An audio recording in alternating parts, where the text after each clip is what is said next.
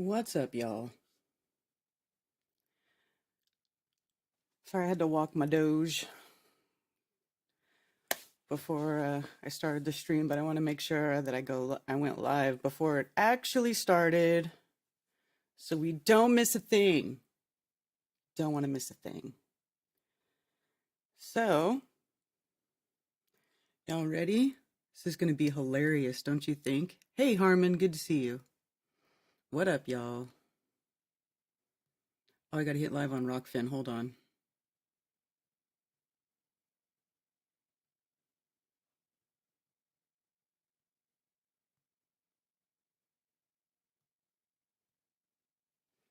Come on. Rockfin is giving me a hard time.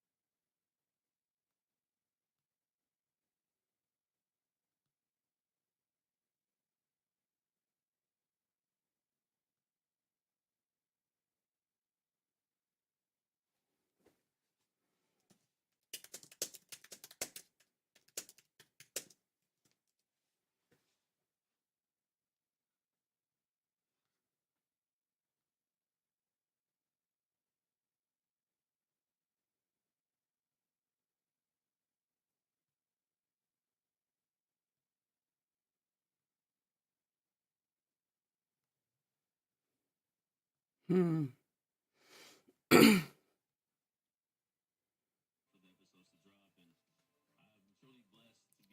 Fix my sound, sorry. I wouldn't be able to do anything if it wasn't for you fans. If shopping at InfoWarsStore.com, getting X3 DNA Force, all the products that we sell. If it wasn't for you guys, Okay, I'm gonna mute that. I don't know what's up on Rockfin. I can't, it won't let me go live. It's telling me can't go live. And I don't know why.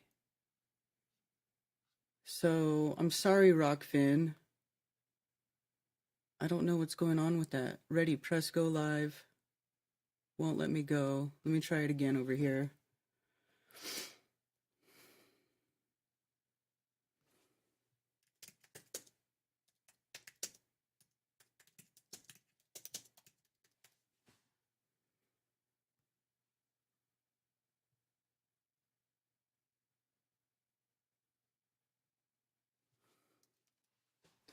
Oh shit, it's starting. Hold on. On behalf of Flat Earth Theory, if you want to know more about Austin or Flat Earth Theory, you can follow him on X at WitsitGetsit or by going to witsitgetsit.com. Austin Witsit, thank you for joining us. Welcome to the show. Absolutely, man. Thanks for having me on. How's it going, brother? Pretty good. And so about a month ago, InfoWars Twitter account put out a question, who do you want to see Harrison Smith debate? And your name was by, like, far and away the most popular response. Why is that? Why is there this hunger for the Flat Earth debate? Letting me but go for you live. in particular, do you think? What the fuck? I think I've done pretty well in the debates, and typically the opponents are not all that worthy. Humbly, they're just not typically as informed. So I don't know what's up I with think Rockfin. I'm that, sorry, you guys. especially with Infowars, there's a huge crossover, right? They just want to see the position accurately represented on kind of the big stage, if you were. So I think that's probably more what it is. I think a bunch of people think I'll accurately represent what we think. Well, and obviously there's been a lot of comments I've seen saying either this won't happen because InfoWars is controlled, or I don't know, all sorts of speculation about why InfoWars doesn't cover Flat Earth Theory. But let me just ask you, because we got a little first 5-minute segment, and then we're going to have two 23, 25-minute segments to close out this hour. We're doing minimal commercial breaks here. We are on the radio, so we have to take some, but we're going to take them minimally. So in the first 5 minutes, I just wanted to introduce you and sort of talk about the idea and everything. How did you get into Flat Earth in the first place? Yeah, so similar to what a lot of people say. So you have the side that says InfoWars is controlled opposition. They won't talk about flat Earth, and then you have the side that says it's a CIA psyop used to distract people. I had a similar response. I It's funny, actually. I heard about it through the rapper B.O.B. Right. So he was dropping the Elements mixtapes, and he was basically 100% on point with all the conspiracy theories he was mentioning in the mixtapes, right? Hmm. I had researched all of them. Then he said the Earth was flat, and I was like, "Wow, bro, you just made me look ridiculous to everyone I was telling to listen to you, right?" Um, and then, like similar to most people, I had the initial reaction of what does that even mean? And then you start to just ask 1,000 questions of, well, how would this work on flat Earth? Well, how would that work? That doesn't even make sense to me. So then I just went to look up pictures of the Earth from space. I'm like, this is going to be easy. I have millions of pictures, and that was not the case. This was 2015, and the last claimed picture to even be real at that time was 1972 for the Apollo missions. And needless to say, I was already very skeptical of the Apollo missions. So immediately I thought, okay, well, there may be something here, right? Which there should be millions of real pictures. I should have live HD live streams of the Earth from space. So that's how it started. And then I kind of fell down the rabbit hole. And I think this is an important part of it all as well. You'll instinctively just say, well, how would eclipses work? How does this work? How does that work? And if you can't find an answer, you think, oh, well, then it can't be flat. The actual way you have to go about it, and this is why all flat earthers exist, is they went to disprove flat Earth, and more so, they went to prove the globe. And then when you look for the actual, evidence that supports the claimed size of the globe, you've run into problems, right? And so if we falsify the globe, we don't really need to replace it, or it remains true. So that's pretty much my like really succinct journey through this. Is I just went to look for evidence of the globe. I went and made observations myself. It just didn't stack up. And needless to say, like years later, uh, it just gets worse and worse. And I can assure the audience, flat Earth is going nowhere because of the lack of evidence. So, yeah, that's kind of my journey really quickly. Yeah. Well, it is interesting, and we'll get into the actual debate portion here on the other side. It's sort of the first debate we've held, so it'll be interesting, but I guarantee it'll be fun. And let me mention, today's debate is brought to you by Brainforce Ultra, InfoWarsStore.com. Take your Brainforce Ultra, and we'll hit the ground running. Brainforce Ultra. Short 60-second. We'll be back with Austin Witsit to debate Flat Earth. All right, nice intro for Witsit. He's got a good little intro there. Let me go see, since they're on break. I don't know what the hell's going on with Rockfin, y'all. I can't get Rockfin to start streaming.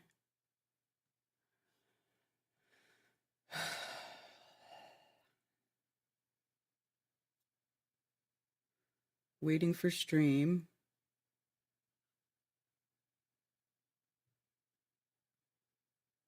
Go live. Oh, now it's going live. Okay, it worked.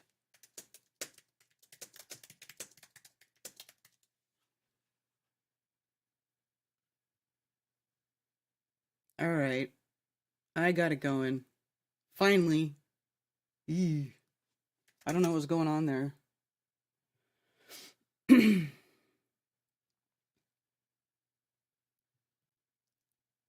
So, one is live. Let me delete this stupid thing I wanted to do. There we go. Okay, now we're in business. Now everything is as it should be. Hi, Annie D. All right, I think we're working properly now. I hate this stupid thing. It always tries to connect to your stupid wallet. Stop it. Ooh, okay, they're back. Witsit.com, where he talks flat Earth, as well as a number of other conspiracies. And so I figured the way that we would do this, I've seen other online debates do it, where both sides will take about a 10-minute opening statement to state their stances, if you need all 10 minutes or not. And Austin and I talked during the break, and we decided I'll go first, then Austin will get 10 minutes to respond. That sound good? Sounds great. All right.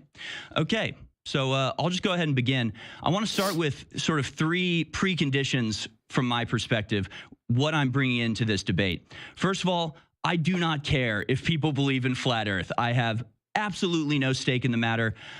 I don't think people that believe in flat Earth are stupid. I don't think that, I understand the impulse. I understand the questioning of institutions. I get all of that. I don't discriminate against flat Earth people. I just simply, honestly, don't think it's really worth discussing. But we are discussing it here, and we'll get to why that is. But I don't care if you believe in flat Earth. I don't judge people by that at all. I have family and friends that believe in flat Earth. I respect them tremendously. 2, I don't have any training, indoctrination. I barely have education in the matter. I have no loyalty to NASA or any other governmental organization whatsoever. Just like all government organizations, NASA lies all the time. That doesn't mean the Earth is flat. But 3, in my position as a professional conspiracy theorist, I'm really incentivized to actually believe in flat Earth, if anything. I know there's a huge and extremely supportive audience of flat Earthers, and if I was cynical and greedy, I would pretend to support flat Earth because I know that the support that could get me. If anything, I'm sort of anti-pandering here. I know about half my audience believes in flat Earth, but I simply don't. And, you know, it would really seem like it would be in line with my general position, which is questioning authorities and questioning the official story. But at the end of the day, I just sincerely don't believe it. So those are sort of my preconditions. I don't have any training. I'm not loyal to any, science. I'm not a trust the science type of guy. I don't actually care if you believe in flat Earth, and I'm really incentivized, if anything, to believe in flat Earth, but I just don't. And so why I'm against the flat Earth also, I can sort of divide into 3 parts. 1, I just genuinely do not think it's true. I researched flat Earth. I'd heard about it like you. I had gone in going, actually, I went saying, I'm ready to be convinced. I've heard people think the Earth is flat. I think that's awesome. Let me be convinced. I went in with a sincere willingness to be convinced. I found the arguments against the widely accepted heliocentric model to be entirely unconvincing. So I just don't think it's true. 2, I think these spiritual interpretations are total nonsense. Regardless of the cosmic model, Earth, I believe, is a priceless jewel of unsurpassed galactic importance. I see God's handiwork in all of creation, including the divinely arranged solar system. If anything, I find the concept of flat Earth completely out of step with the rest of creation, and I can explain that later. But 3, I think the overall discussion about flat Earth is detrimental. I'd almost go so far as to say toxic to the discussion that we have every day, which is about the lies told by government to keep us under control. I actually, in doing my research, I really came to the conclusion that, if anything, flat Earth is a psyop promoted by the powers that be to distract, divide, and discredit the truth movement. So, breaking down those 3 portions. Here's how I see it. There are natural phenomena that I can observe every day with my eyes that have no readily apparent explanation. The sun, the moon, the stars, eclipses, sunsets, sunrises. These things are evident but mysterious. I don't have an answer to them, evidently, prima facie, just from my own observation. So if somebody came to me and told me that we're standing on a stationary plane and that there's a dome above us that rotates at a continuous, degree, and the moon and sun revolve around the Earth, I would say that makes sense. Yeah, that comports with my observation. It certainly could be the case. But if somebody else came along and said, well, actually, the reason the sun looks like it's circling around us because the Earth is spinning, and all the other aspects of the heliocentric model, I'd have to say, yeah, that also makes sense. I can also picture that as being true. But then you have things like stars that don't behave like other stars, whatever you want to call stars. The points of light, there are some that wander, right? Planets, that's where the term planet comes from. They seem to wander independently. Now, if you assume the Earth is at the center of these planets, you can actually map the paths. They're just sort of twirly, wiggly lines. But you can do it, and you can predict them, and you can actually track them and measure it, assuming that the Earth is the center. That does make sense. It's just you're going to get sort of a different path for each planet that make different motions depending on the time of day. But then if you shift the center, the assumed center, to the sun, and you take a heliocentric model, all of these disseparate and seemingly random paths just go shoot right in the middle. Suddenly it's all very nice, clean, explicable, concentric circles. That makes absolute sense. Obviously, these planets all seem to be affected by the same force, not completely different forces that give them different paths. They all actually take pretty much a similar path, just in a concentric circle model. So basically, I've got 2 people in front of me. I just picture myself as like a goat herder in Greece 2,000 years ago. I just see this stuff, and I've got 2 people in front of me. One that's got an argument for flat Earth, and the other that argues for the globe Earth. And I know that you know, in your argumentation, you like to present the globe Earth side as presenting a model. Therefore, it's making a positive claim. Therefore, it has the burden of proof. But to me, these claims are equally burdened. I mean, they're both claiming to be able to explain what I'm seeing. Just because one side claims to be able to provide a model and the other side doesn't mean that that second person has no obligation to explain anything. I'm looking for an explanation for these things, and one side can present it, the other side can't. So the tactic I've seen you take is sort of almost assume, like, take the position as if it's a trial, like a criminal trial, where the prosecutor has the burden of proof, and your job is to simply disprove or undermine or cause reasonable doubt in those claims. Like if NASA is the prosecutor and Flat Earth as the defendant. But that's not the case. I mean, I see both of these arguments having a burden of proof to some degree. But even if this was a criminal proceeding, and that was the case, that reasonable doubt was the standard, I still would have to say guilty, because the prosecution's case is airtight. You can nitpick at their evidence, but I've really seen nothing that undermines the core argument. Right. So their story makes sense. It fits all of the evidence, and we can get into all of the evidence for Flat Earth later, but there isn't any. So that'll be an issue. Come on. And in the second part. So that's the first part. Just from my Witsit's observation, face. what I'm seeing, looking for an answer, the heliocentric spinning Earth, round Earth model fits everything that I see, explains it to a very high degree. And even if there's, little things I don't understand here or there, it doesn't do anything to make me think the whole model is fake. So that's just why I don't buy the flat Earth arguments. But the second part is the spiritual aspect to this. And simply said, I do not believe that the shape of the Earth has any spiritual importance whatsoever. Flat Earthers seem to ascribe extreme spiritual significance to the shape of Earth. I do not. Whether the Earth is flat or not, I feel the same way about God. In fact, I think the globe Earth model comports more with my vision of God, as it is a sweeping, majestic, minutely detailed, intricate, and perfect model, just like most things in creation. A flat Earth model, to me, is childish and simplistic in comparison. Nothing else in creation that I can observe, makes me feel like I'm in God's celestial hamster cage that the firmament would represent.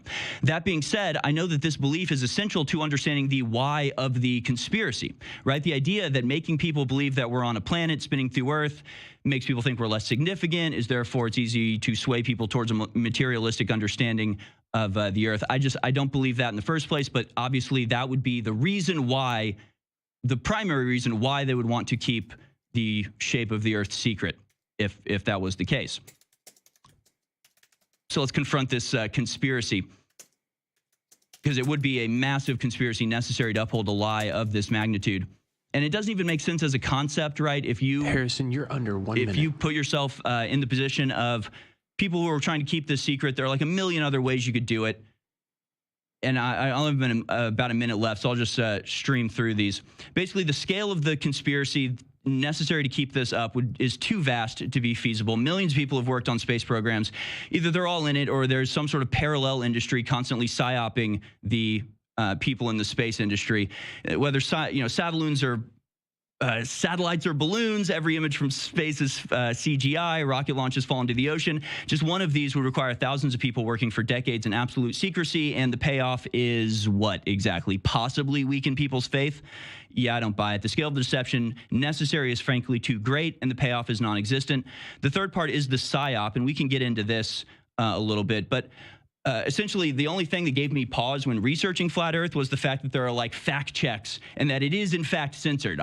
Clearly, it is censored to some degree, not to as great a degree as other things, but I know we should all recognize at this point the YouTube videos that have the little Wikipedia box under are probably worth paying attention to. So that gave me a little bit of pause. But then again, just because something is censored doesn't mean it is therefore true. And we know things like QAnon are censored, but also entirely fraudulent.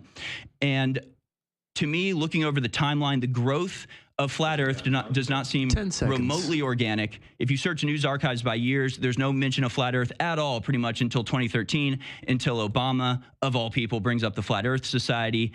And it seems like came out of nowhere. Nobody mentioned it before about 2013, and suddenly it's everywhere. It's the transgender movement of conspiracy theories. Nobody had ever heard of it a decade ago, but all now right, Harrison, about 25% of people make it their entire personality. So that's my feeling on Flat Earth. The floor is yours, Austin. Get him. Nice. So I'm just gonna try to address some of the meta things you mentioned here, because that was a similar approach I wanted to take. We can get into the specifics in the open discussion. So like I said, I originally thought this must be a psyop, and it's used to discredit all the other conspiracy theories, right? But that actually is not the case. Actually, on the back of Alex's book, right, or Tucker's book, it mentions Alex. It says, he's super censored. Why would you have to do that if he's just wrong? He must be onto something. They don't censor flat earthers. And as you accurately pointed out, they absolutely do. And I've been kicked off Venmo, PayPal, Airbnb. We're talking about cosmology. As to why it's not as censored, there's no cover story, right? So with everything else, it's hate speech, it's dangerous, blah, blah, blah. It's dangerous medical misinformation that could hurt people. What can you say about flat earth? Really nothing, right? So there's no even cover story to actually censor it completely. So what do? They shadow ban it, which is arguably worse, because when Alex Jones gets kicked off everything, everyone wants to know why. When you're still on YouTube, people think, oh, you're not censored, and then they can't find you. Like if you search flat earth, you get nothing but hit pieces. So it did absolutely explode. Obviously the conversation would be, is it organic or not? But like you said, they pointed to the Flat Earth Society, which is specifically crafted misinformation. So that's like probably the strongest piece of evidence off the rip against the psyop narrative. Is when I looked into it, all the information that was presented to me as flat earth is not what flat earth actually was. It turns out it's totally different. It makes the position asinine, and it's not actually what they think. And so that's exactly what you would do if you're discrediting the truth. And as to the comparison to say QAnon, well, we know QAnon had a lot of truth in it. The reason QAnon worked was because it had a lot of truth. And so basically it was, don't get to these truths. If you're going to, we're going to round you up and guide how you interpret those truths, similar to Operation Trust, right? And just sit on your hands, don't do anything. So if it's a psyop, it hasn't worked very well, because every single flat earther saw through the pandemic immediately. Every single flat earther protects their children from the onslaught of propaganda. Probably the highest percentage of homeschooling in the world, it would be flat earthers. So as to it mattering or not, I'll touch on that. You did mention that it does have spiritual implications, in our opinion, and you articulated disagreement, but it's pretty undeniable. So the conversation really comes down to two primary points, and is the Earth moving? Is the Earth a sphere? Those are the two primary things, and they're technically independent of each other, right? So the Earth could be stationary in a sphere in theory. And when you first go down that rabbit hole, it gets very, very interesting. To mention a few things, right? You obviously have the idea of geocentrism, as you mentioned. And you mentioned the little squiggly lines. Well, it actually is just spiraling within a torus field. It's exactly the flower of life geometry, which we see all the way from the small scale to the big scale. We would actually expect the macro scale to fall within the flower of life, because everything does, including the quantum scale. But it's called the Copernican principle. That's really like the foundation of this, right? It's the idea that the Earth does not occupy a special or unique position. So I certainly agree with you, bro, that looking at the current model would require a creator. This place requires a creator regardless.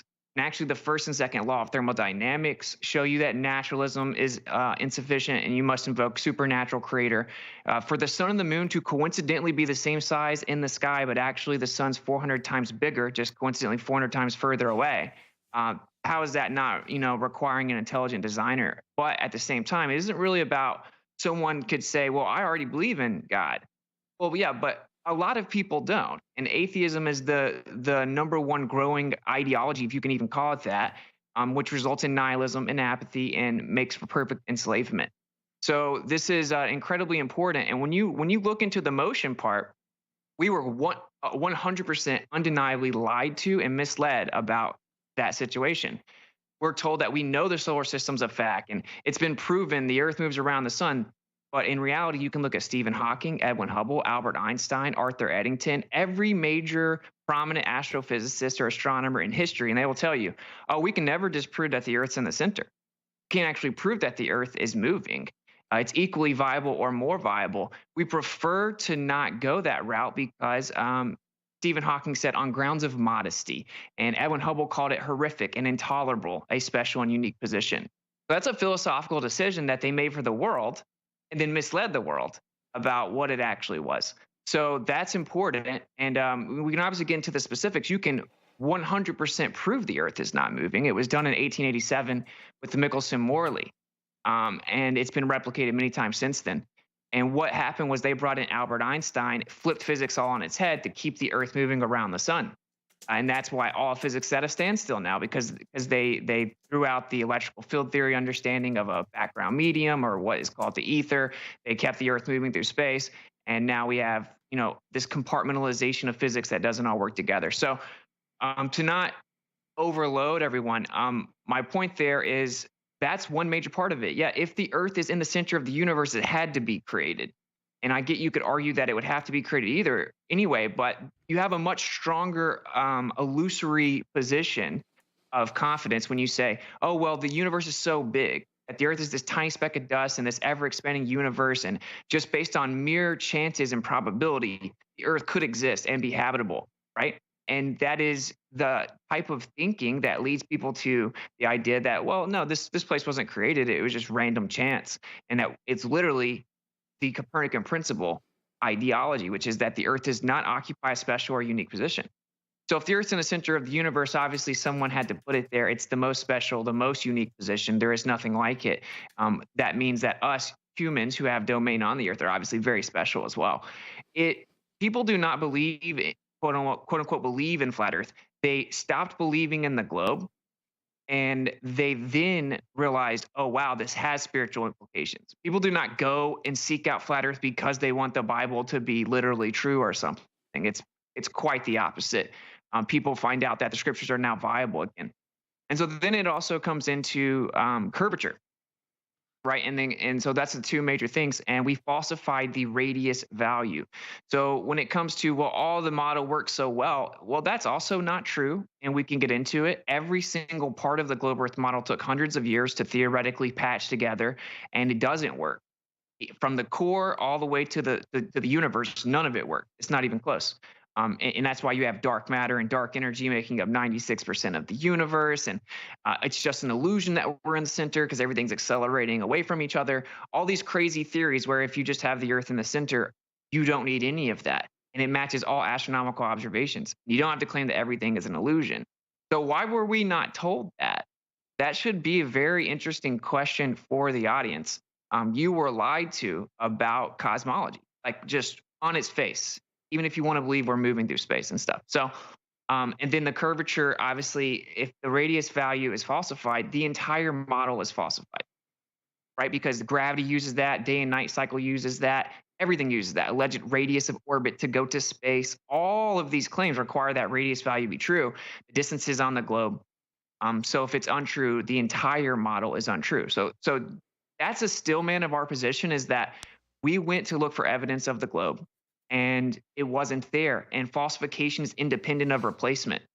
And I'll say this analogy, maybe it'll land. It's like if I went and looked through my parents' closet and I found adoption papers, and I'm like, walk up to you and say, dude, Harrison, you'll never believe it, man. My whole life is a lie, bro. Those aren't really my parents. I was adopted. And you say, well, who are your real parents then? I say, I don't know. I just found out that they're not my real parents. I just falsified they're my parents. I don't really know who the real ones are. And you could say, wait, you think everyone in town's in on it? Everyone in the church is in on it? No, they believe the lie. They believe that those are my parents. And if you said, well, until you can tell me who your real parents are, I'm not going to believe that those aren't your real parents. That would be ridiculous, right? Obviously, the falsification that they're my parents stands on its own. That's the way that this situation goes. Frankly and respectfully, I would say it's somewhat coping. Do not focus on that. Focus on the evidence or lack thereof for the positive globe Earth claim, which is antithetical to all evidence and experience. And then focus on random questions like the meme says, oh, how does everything in the universe work? Oh, you don't know? Well, checkmate, stupid flirt, right? If you've ever seen that meme, that isn't a proper way to go about it. So that's kind of a lot of the meta arguments there. I don't really see this being a successful PSYOP. I think that it's done quite the opposite. and people should just step back and kind of look at the A evidence for what horrible it is. meme. And that's what I encourage people to do. And just like you said, I will say, just like with everything else, like with the pandemic, we got gaslit the whole time. Oh, you science denier this, science denier that. Oh, you have no idea what we're talking about. Trust the experts. And of course, it was all a lie. It was all a lie. So ridiculing people, mocking people, dismissing them as dismissing as a psyop and stuff is not an approach we should take as truth, right? We never do that. So long story short, when you look into the actual alleged claim that the Earth's a spinning globe, which again is antithetical to experience. So you're saying, well, I think you have the burden of proof as well. I agree. If we say that the Earth is flat and stationary, that has a burden, and it's substantiated with every observation and all-day experience that we have. Everyone experiences the Earth is stationary. Everyone experiences that the stuff in the sky moves in relation to the Earth not moving. We fly planes like the Earth is flat and stationary. We build bridges, runways, railways, all engineering as if the Earth is flat. Everything that we do is as if this Earth is stationary and flat. The horizon, I mean, it comes from the word horizontal. So the default empirical position is that the Earth is flat and stationary, and that the sun and the stars and the moon, they move over top of us. There's a claim that comes in and says, well, that's actually an illusion, right? And everything is back. So that would have the burden of proof, and that's the line of logic for that. All right. And with that, that is your time, and we are headed to break, guys. All right, fascinating stuff. What do you guys think about that so far? Can you believe the bullshit this guy was saying in the first part? That he doesn't think he says that he doesn't think the shape of the Earth has any spiritual relation or anything like that, but I would tend to agree with that. And the relationship is not, the spiritual meaning is not to the shape itself, it's to the truth. It's not that we, none of us had a problem with living on a globe when we thought it was true, like it was just okay. The problem was when we found out that it was a lie. Okay? I don't know where the disconnect is with these people. It's like, dude, we don't, I was okay with the heliocentric model before now, right? Before 9 years ago. I had a problem when I found out that it was a lie. So, the truth shall set you free. That's the spiritual implication of it. Not that it's flat or it's round. Who cares, right? I agree with people like that's not the point. I know, constant space propaganda, I know, it's crap.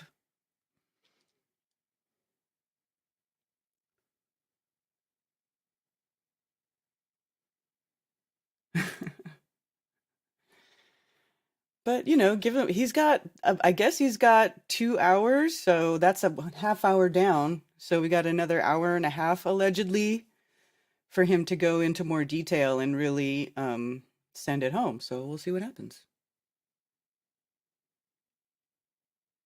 Pissed as hell about the decades of gaslighting, right? Right?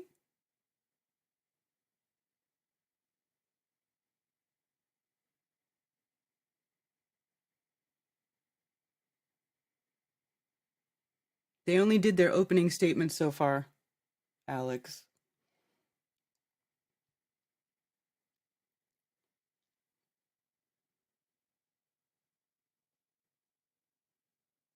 Yeah, he definitely has the patience to deal with this more than I do. I'd be like, are you fucking stupid?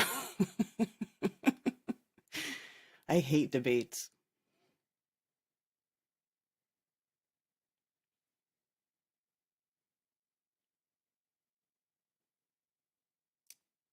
That's what I'm saying, Jack. It's all about truth. The truth is the lies. You know what? How about you just fuck off, Jerome?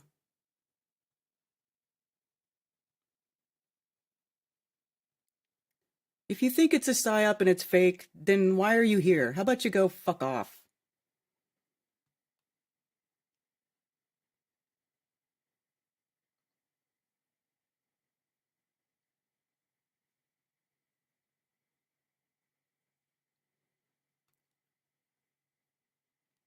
It's like, if that's what you think, that's cool, but you're not going to be in my chat telling everybody we're part of a psyop and we're all, just go fuck yourself, dude. I don't care. family. That's number one. I want that. It's your. Oops. Waiting to unmute till he come back. You partied with Sovereign? Woot.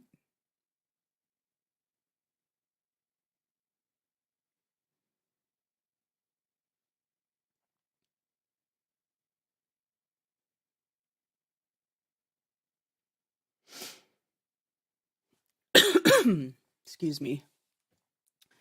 What's up, CMG? Yes, he's doing very well so far. Let's see. I can't wait till they get into the nitty gritty. They just did opening statements so far, so yeah, let's get into some proofs. Let's start debunking the globe. Debunk, debunk, debunk.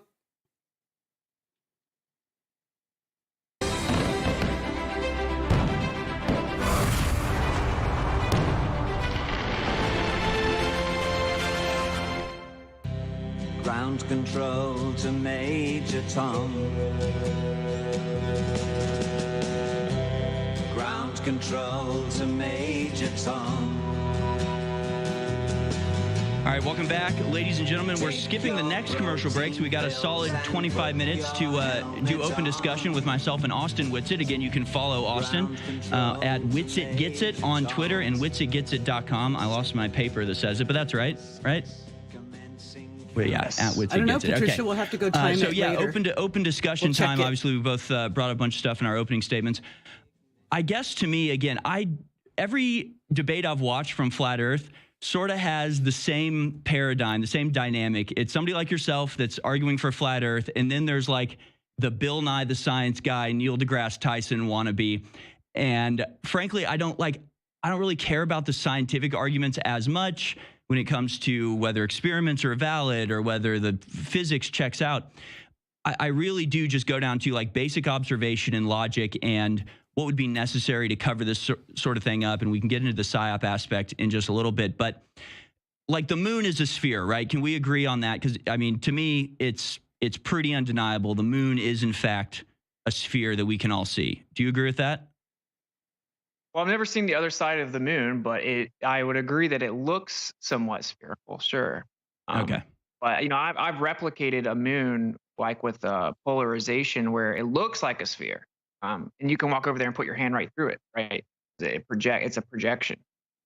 Just with electromagnetic polarization in the atmos, you could have I don't know what the moon is, but I would agree, yeah, it does. It's certainly round and looks like it could be a sphere. I've never seen the other side of it before. So I can't say I know it's a sphere, right? But coincidentally, we see the one side.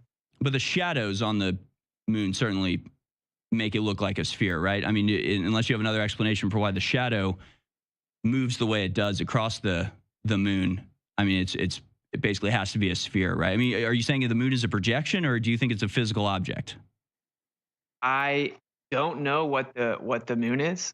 I'm just saying I'm not like a lot of evidence to suggest that it's not particularly solid. Actually, like even the Astronomical Society said that they've seen stars through the moon. There are things called lunar waves. The Terminator line, sometimes there will be things lit up on the other side of the Terminator line, right? Which shouldn't be happening if it is a solid sphere with the actual shadow. I don't even claim to know that is quote unquote a shadow. We can replicate that with polarized lenses. It can just literally be like a plasma polarized lens, and it could be solid for all I know and just be optically displaced within a medium. Both models, I think, is when you start hearing the stuff you've never heard, it sounds like I'm just making stuff up. But no, but both models claim that the sun and the moon aren't actually where we see them, right? That they're apparent positions. So that's interesting to know. It could be a solid sphere and just not where we see it. It could be relative to each observer based on their angle to it. So, but this is what I will say that it is actually kind of a meme. And normally people do want to like, what's the moon? I don't know, man. I just know that the Earth is not what they said. Where's the curvature? Can I ask you a question? Like you said you're just kind of into Let's talk about observation, Earth. right? That's what made me a flat earther, bro. Because I did not want to be a flat earther. Okay, let's just get that out. Like it discredited everything I ever said. Right? I'm like the conspiracy theorist of my family. So like all of a sudden I'm going to come around saying the most ridiculous thing ever. I'm immediately discredited. So I went out and looked, though, bro. You can see mountains from 300 miles away. They should be 2-3 miles below Earth curvature, and you can see them. Well, we'll talk about curvature here in just a second, but again, it seems to me like you can see the moon, and it's pretty clear what it is. It's a rocky body. It's solid. You can see the craters. I mean, powerful telescopes or even powerful cameras can zoom in quite a bit, and it's not a projection. It seems fairly solid to me. So, to me, this is, obviously just because the moon is a sphere doesn't mean the Earth is a sphere. And I know the argument that I've heard quite a bit is like, just because pool balls are circular doesn't mean the pool table is circular. Yeah, that's true. Just because the moon is a sphere does not mean that the Earth is a sphere, but it might kind of be like a hint, right? It might kind of be a clue. And it sort of means that if you use terms that I've heard where it's like this cartoon Earth of some idea of a orb suspended in nothing, it's like, well, that's not actually that ridiculous because we literally see one every day. I think the shadows obviously show that it's a sphere, and then you have things like the eclipse, and you brought up the fact that the sun is 400 times the size of the moon, but 400 times away, so it's a perfect match. And yeah, I mean that whether the sun is 400 times or 200 times, whatever the actual multiplication is, the fact is that with solar eclipses, you can see that the moon is clearly in front of the sun, and yet they're the same size. So whatever that, calculus is, it is the distance is equal to the size difference. You know what I'm saying? So obviously the sun is behind the moon. The moon is an object that is apparently equivalent in size of the sun because of our distance from it and the perspective of it. And again, that sort of, I mean, if you accept that the moon is a sphere that's above the Earth, everything else kind of follows. I mean, I really think that debunks a lot of flat Earth. I mean, because then obviously the moon has to go away for a certain period of time. It matches up with the spinning of the Earth. I mean, if the moon is a sphere and is a solid object that's floating above the Earth and circling around it, I mean, that seems to me like it doesn't necessarily prove that we are circling around the sun, but it certainly proves that the Earth is a sphere and the moon is circling around us, right? That, to me, again, that's just imminently observable. Like I said, it could be a sphere. It does somewhat look like a sphere. I will just say stars have been seen through the moon, it appears. I think that reality I is don't way agree more with that. I've mind-blowing never than seen we that. know. And people think they have answers to everything, but really when you look under the hood, there aren't answers for everything. But if we kind of talk about that, if we use like Occam's razor, that which requires the least amount of assumptions is most likely to be true. Doesn't mean it is true. I've yet to But see we see the sun convincing and the moon evidence appear of to be the stars same being seen size. through the And we moon. have a night light and a daylight, and they're the same exact size in such an extent that we can get perfect total solar eclipses. Right. And they claim that is just a coincidence based on the way that a Mars-sized body hit the Earth and broke it up, and a little piece of debris stuck around the Earth, and then gravity coalesced into a sphere that stopped around 238,000 miles away. Just coincidentally, the size of that rock matches up with the size of the sun optically, even though it's 400 times smaller than it is. Right, but that, like on I its mean, face, but we that just is say obviously. that is the case, right? I mean, it is the same size perspectively as the sun, but clearly it's not on the same plane as the sun since it passes in front of it. So whatever that differential is, it has to be. I mean, that is accurate, right? Sure, but if it was just barely behind it, it would look like the same size. So they could be very similar distances in the same size, right? Well, no, they'd have to be a little bit, because they are exactly the same size and different. And again, I don't think that just because the moon is a sphere, that means that I trust that they understand how it was created. Or, I mean, the moon could be hollow for all we know. The whole, like, it rang like a bell when they crashed something into it. I mean, there have been a lot of stories. I don't think we know everything about the moon's entire life cycle, but I do think it's a sphere in the sky, which, would hint that there are other spheres in the sky. It would hint that that's a possibility. It would make me question why the moon doesn't fall when everything else falls to Earth because of gravity. It would hint that either it's not affected by the force of gravity or it's being affected in a different way, which to me explains orbit pretty well, pretty succinctly. I want to show a couple images here, because this again sort of illustrates to me that not only is the moon a sphere, but it's being lit by a light source that is extremely far away. We can go to some of the pictures called Ball and Moon. And there are a couple of these, but you can do it yourself. If you see the moon during the daytime and you hold a ball up, they have essentially the same shadow it'll be cast on the ball as the moon because they're both being lit by the same source, which would be the sun, which would be extremely far away.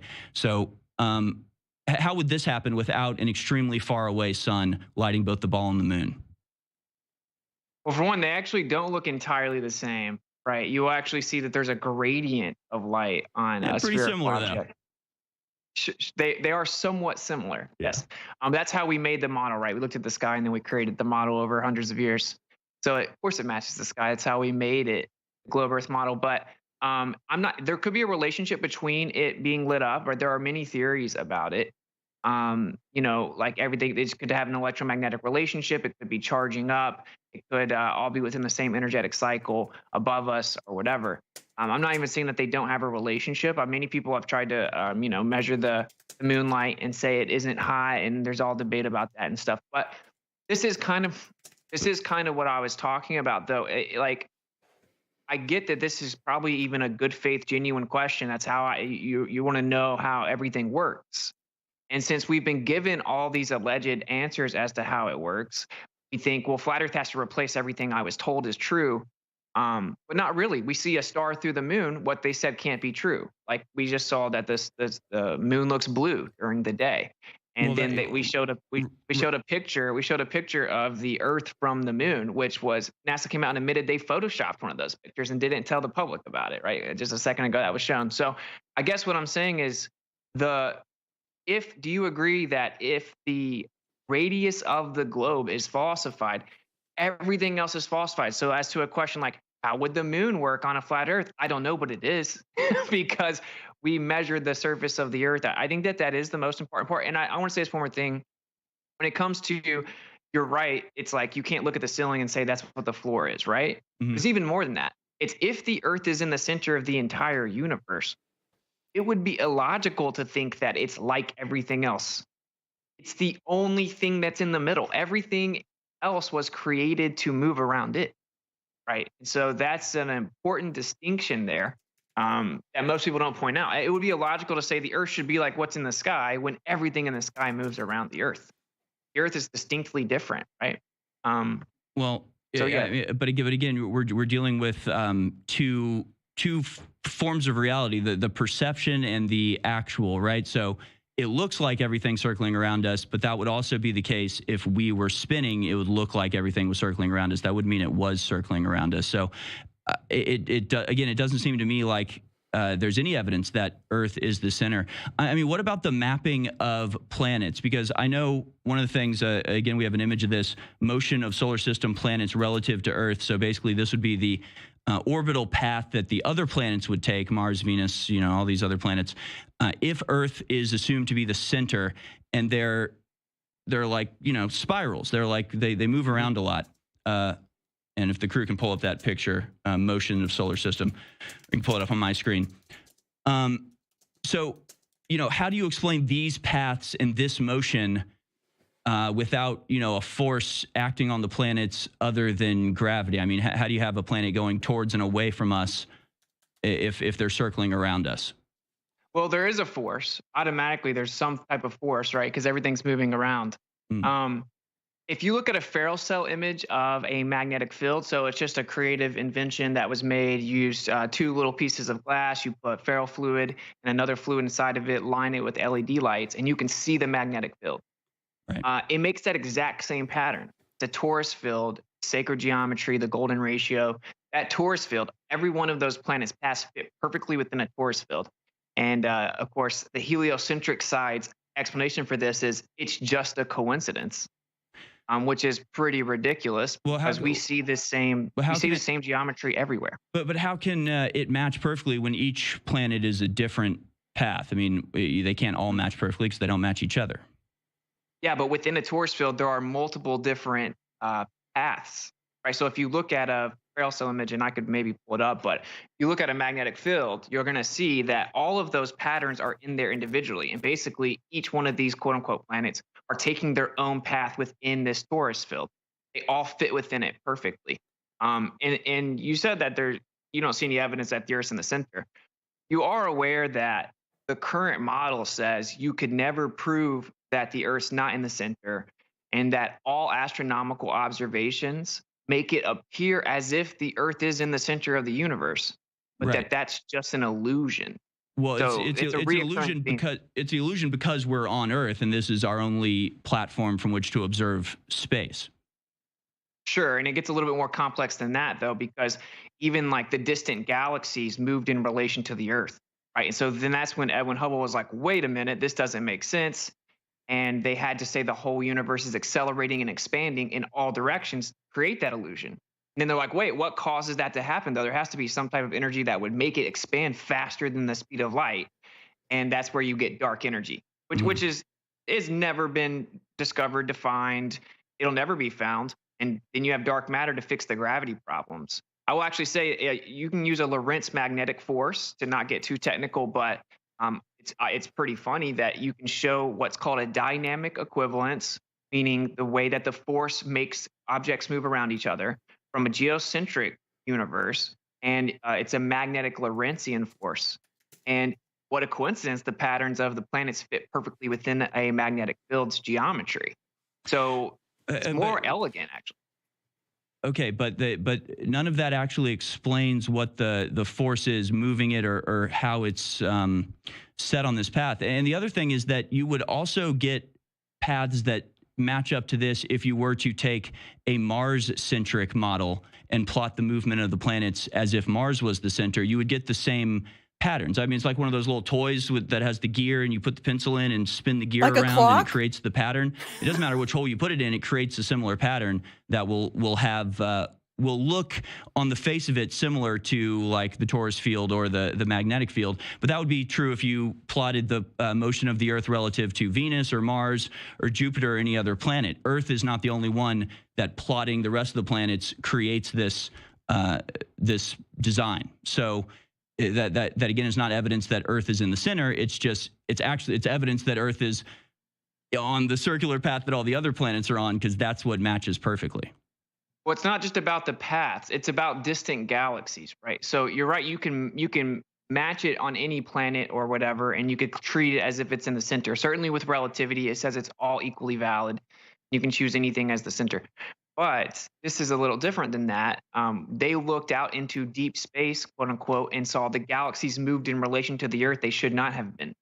In this model, the Earth is tucked away in an insignificant corner of the universe. It is a random, non-unique position. Everything should be moving every which direction in relation to, say, the singularity of the Big Bang or whatever people believe in, not the Earth. But they discovered it was.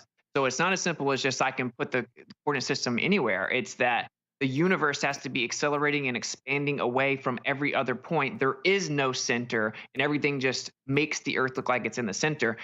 Although you could map it out both ways, but that's not the proof. First of all, it's on its face. All observations show the Earth in the center. So to say it's not in the center, you're going to have to prove that. Then we went and looked further, and even the distant galaxies show that. But I mean, there is the heliocentric model that maps everything and explains everything really well, and you can make predictions based on it that are proven out in observation. So, to say that everything centers around the Earth, obviously the heliocentric model is not centered on the Earth, and that's on a very small scale. You could say the whole solar system revolves around, or the whole universe revolves around the Earth, but at least in our solar system, it makes a lot more sense that things circle around the sun. I mean, the math, it makes a lot more sense in that regard. If you assume that the sun is 93 million miles away and this huge ball of gas in a vacuum, if you assume the size of it and then you assume gravity, which is that, the bigger the mass, the more gravitational pull, which isn't even considered a pull or force anymore because that doesn't work. But that's actually not true either. The heliocentric model doesn't work.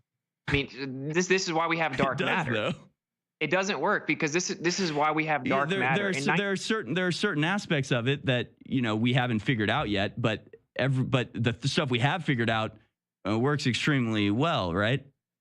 No. In 1933, a guy named Fritz Zwicky went and looked at galaxies, and he saw that this Coma cluster, so a cluster of galaxies, it was off by 99% the amount of mass it was supposed to have for gravity to be true. And so they just said, oh, well, just plug in a number for missing mass.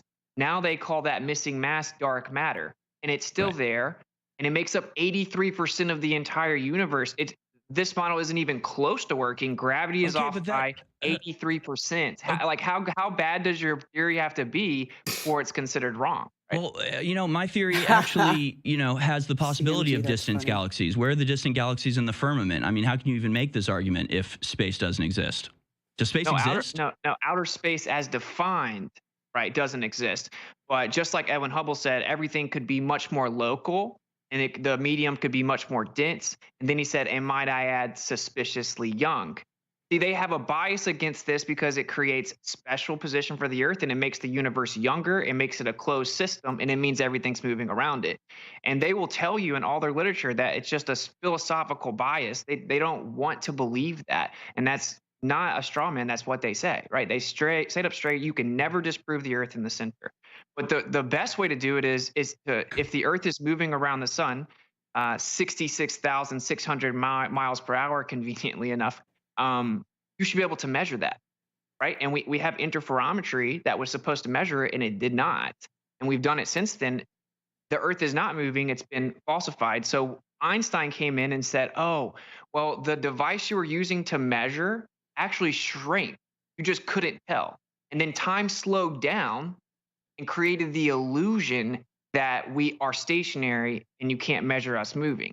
That's mainstream claim, is that the ruler shrank effectively, you just can't tell, and time slowed down, it just appears to be the same time to you. Right. And therefore you could never prove that the Earth is moving. Or of course, just the Earth isn't moving, and all observations showing us what's really happening. Right? So Well, and okay, we but- weren't told any of this. But then that would mean that if the Earth's not moving, then the stars are moving. The sun is circling around us again. So so we have a firmament dome around a flat Earth. I mean, you don't actually have a model, right? So what is your conception of what Earth is? I mean, again, my conception of Earth is not exactly super scientific. Like, I don't know all of the details of it, but it makes perfect sense. Earth is spinning, tilted axis. Don't know the details, but it makes moon perfect sense. Orbiting us, we orbit the sun. Other planets also orbiting the sun. I mean, all of that makes perfect sense. Do you have any semblance of a model for flat Earth at all? Yeah, sure. So it's a torus field, just a torus field, and that explains pretty much everything. I could pull up an image. I don't know if that's possible, but Yeah. a Farrell cell image of a torus field will show. You can just Google Farrell cell image magnetic field. You'll see a bunch of them. It's just a torus field, and there's a vortex in the middle. And what a coincidence! You take the magnetic flux data of the Earth, you put it on a flat Earth map, and you get a perfect vortex around the center. You take the planets and you fit them within the torus field. It's perfect. So, and of course, they It's claim not, though. It's not perfect. I mean, you can bring up the image, but it doesn't match perfectly. It generally looks somewhat like it, but because magnetic fields, visualized match the magnetic field of Earth. I mean, that's not even. So, I mean, is this your model, or? I mean, that Earth is round, so that can't be it, right? No. This is a flat Earth. Ironically, this is actually the ISS trajectory on the left. This right here and this is What a are they Farrell looking cell image at? of a magnetic field. Right. All of They're these not showing what patterns he's fit showing. perfectly within that. And then there's also this. This is the magnetic flux data. They're not showing of his the pictures. magnetic field on the Earth. It all fits perfectly within what we see in a magnetic field. This is and this is fucked called up. a block domain wall. It's a plane. Well, are you goes able right to- through the middle. We I'm live not, on that. I'm not sorry. I'm just not seeing the images that you're pulling up. So if we can, if you can share your screen, I just want to make sure we know what you're talking about exactly. Sorry, yeah, I am sharing screen on Skype right now, but I don't know if you can see it. All right, we'll figure that out. We have about 2 minutes to break, but we'll work that out with the crew during the break here. But what about and I got some more images I want to show you. Again, I really just don't think that saying Earth is a torus field. I mean, that's not a physical description of where we are or how the world is composed or the universe is composed. I mean, is there a firmament? What is underneath us? Are we on a flat plane? Is there a map you can present to me that makes any sense at all? What, is Antarctica an ice wall, or is it a continent that exists? I mean, what is the actual argument? Saying that it's a magnetic or torus field that's not actually a physical description of They where we finally are. show it when I walked away. Well, shouldn't we apply the same logic that we do with everything else that we look into as truthers? Do like basically our critique is that we're not a cult of thought. You're right. We all think for ourselves and we're all trying to figure out what's going on. And there was a cultish belief system presented to us that you're not allowed to question without being ridiculed. Right. But like what's beneath us? I don't know. What's beneath you on the globe? The deepest hole ever dug is 7.8 miles. No one knows what's below 8 miles. No one. And the globe model admittedly can't even explain it mathematically within their model with supercomputers. And well, what is Antarctica? You can't freely and privately explore past the 60th south latitude. We effectively live in a real life Hunger Games.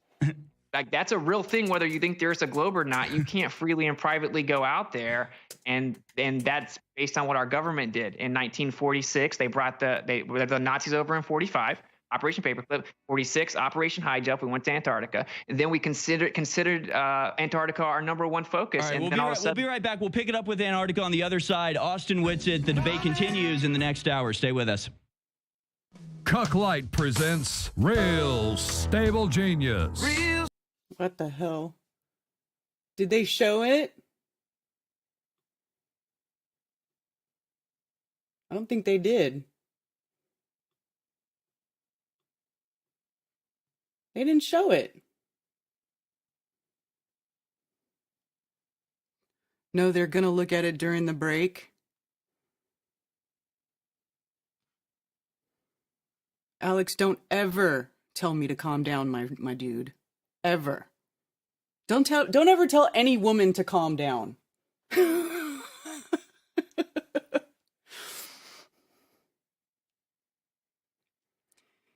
Anything he shows we've seen before, anything he says we've all heard before, and the audience has heard it all before. Yeah.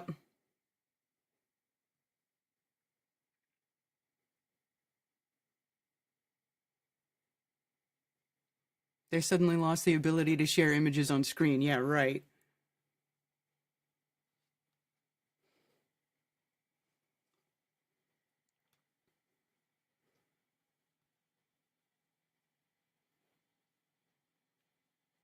Maybe I forgot.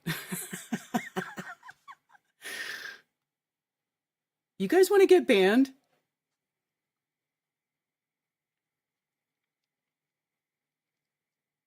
Austin's not half naked. What are you talking about? Half a second or a nanosecond? Not long enough to actually see what he's talking about, right?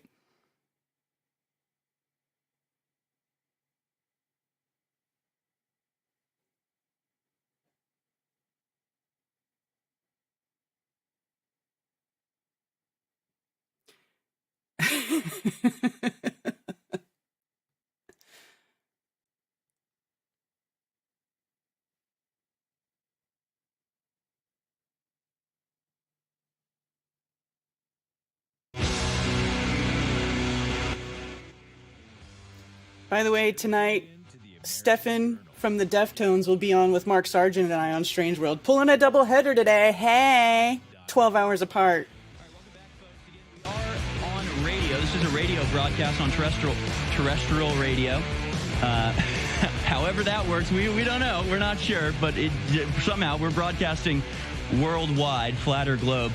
So we do have to take certain commercial breaks. This will be a short segment, then a 60-second break, and then we'll be back for two more big chunks. We're just going to dedicate this whole hour to continuing this conversation, because clearly we've barely scratched the surface. Antarctica. I think there's a lot of suspicious stuff about Antarctica. I think that there could be major military operations. There could be lost civilizations. There could be fertile land, right, underneath the ice with gaseous air pockets that preserve heat. There have been stories like that. I've read the accounts of Admiral Byrd and Operation High Jump, right? I get all of that stuff.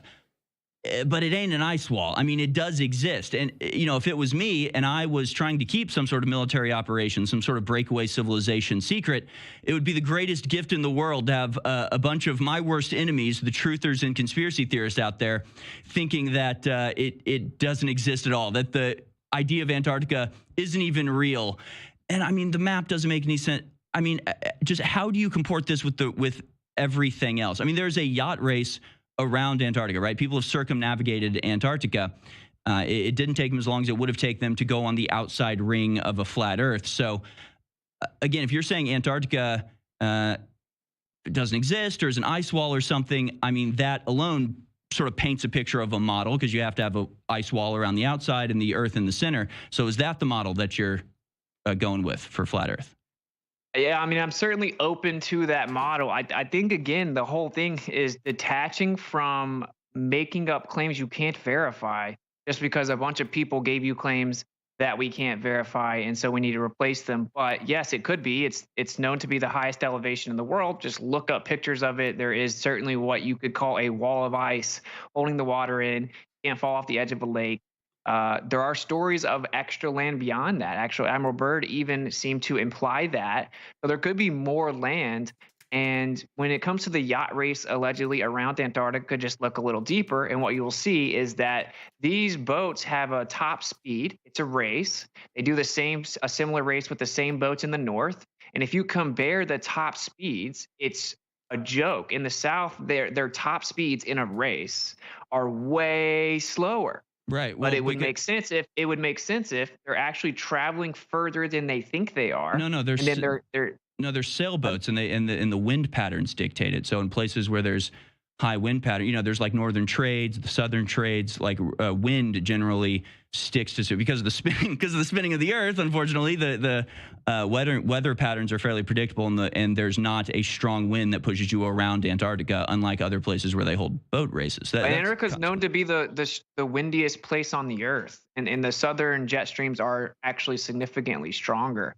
If you Google what place has the strongest winds on Earth, it will be Antarctica. And I think they have the pictures ready as well, if you don't mind if we pop that up just so people can see what I was saying. Yeah, so if you look here, you're going to see that is a Farrell cell image of a magnetic field, that orange picture. And if you take the planets, they all fit right within that in little different portions of it. They literally do. I've actually overlaid them and transitioned them. He says you can see it. They all fit perfectly within a Farrell cell image. And then the other image is going to show you the magnetic flux data on the Earth on a plane, which conveniently they actually took this off the main website. They took the azimuthal projection off once people found it, and we had to make our own. It's a perfect torus. It's a vortex, just like in the magnetic field. And then that white line through the middle of that bottom right picture there is called a block domain wall. It's a plane, meaning we do live in a torus field. Even in the globe model, they have to admit this, right? And there's always a plane through the center of it. And that's where you reside, is on the plane. We can't go beneath that, right? And neither can anyone that believes in the globe. So just to clarify that, not to necessarily bring it back, but it perfectly explains where we are, explains containment, it explains the motions, Lorentz magnetic force, and it's all way more viable than the other model. Like, not really. We'll be back in about 60 seconds. We'll continue this conversation. We'll overlay those.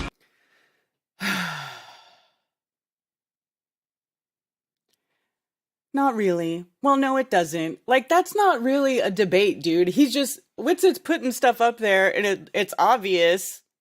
I mean, that the patterns are there. Oh, no, but it's not. Not really.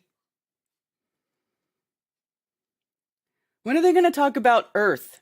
We need to stop talking about the sky, and then we need to start talking about Earth and how there is no measurable curvature. There are hundreds and hundreds and hundreds of photos and videos of things from distances beyond the geometric curve, the geometric horizon or whatever.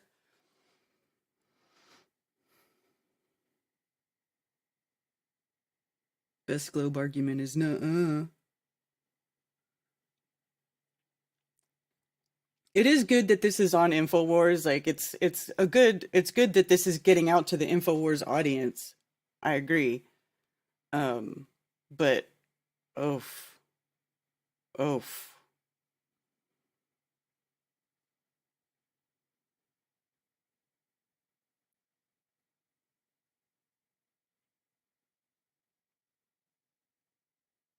We need to hear stuff retards can grasp.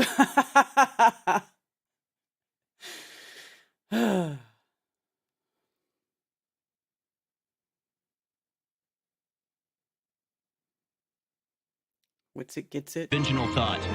I can't read this quite quickly. As the galaxy watches, these two formidable forces clash under the watchful eyes of millions, seeking to uncover the truth that is shrouded in mystery. Yes, folks, this is the Star War. This is American Journal, Infowars.com, band.video. I'm your host, Harrison Smith. My guest is Austin Witsit.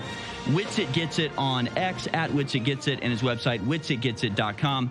And, of course, he's done this debate many times. This is my first to go, but I've watched many of your debates, and some are, I have to tell you, some are infuriating, some are extremely entertaining, and I'm always torn in the middle because the flat Earth people I always like more personally, but I just don't think they're right. I'm torn by this.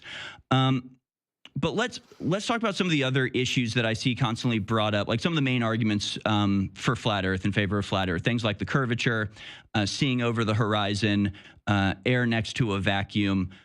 I mean, these things I see brought up over and over, but they really don't seem that complicated to me. For example, being able to see over the horizon, I think you brought that up in your opening. The issue is not that you can occasionally see in certain circumstances and under certain conditions, you can see farther than maybe mathematically, geometrically, using Platonic solids, you should seemingly be able to see. That's not the issue, that you have occasional times where you can see farther than you think you should be able to. The issue is that if the Earth was flat, you should always be able to see significantly farther than we can. I mean, how is it that on a flat Earth model, you can't see things thousands of miles away, hundreds of miles away, or even just tens of miles away on a normal day? I mean, what would explain that other than the curvature of the Earth? Yeah, that's a good question. So there's something called attenuation. So light is absorbed into a medium, right? That's why you can't see the Hollywood sign from just a few miles away. Right. I don't encourage anyone going and trying that. Just take my word for it. Stay out of there.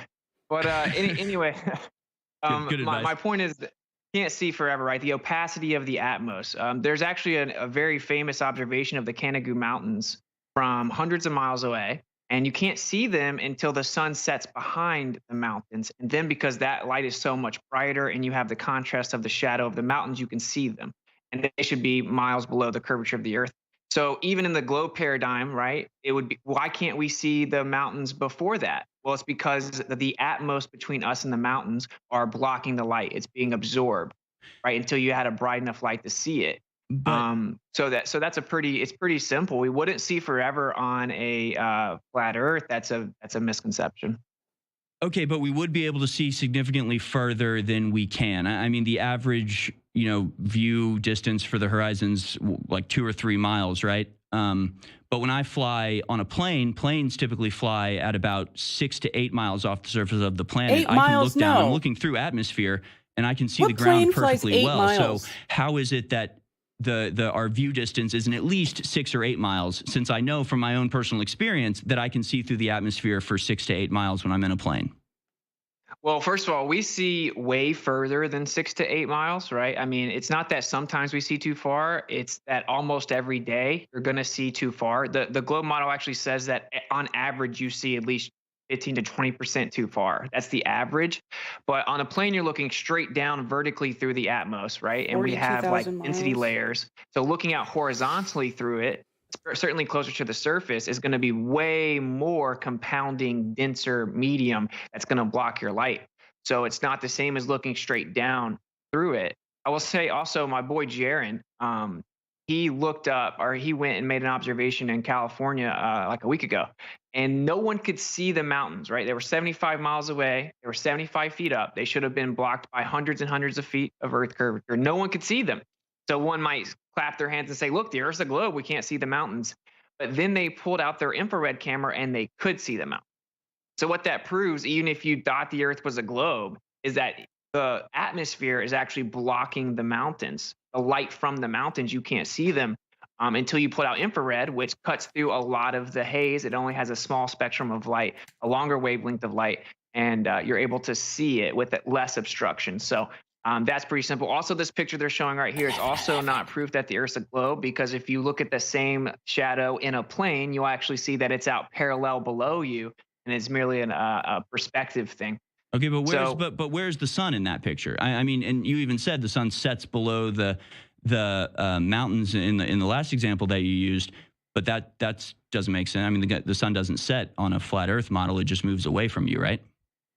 Well, it moves away from you and then looks like it's going down. Just like if you see a plane flying towards you, it looks like it's going up. Then as it flies away, it looks like it's going down. Or if you look down a long street, you'll see street lights look like they're going down. They're all the same height though, right? It's just perspective. The same reason that a hallway converges, the sun does the same thing.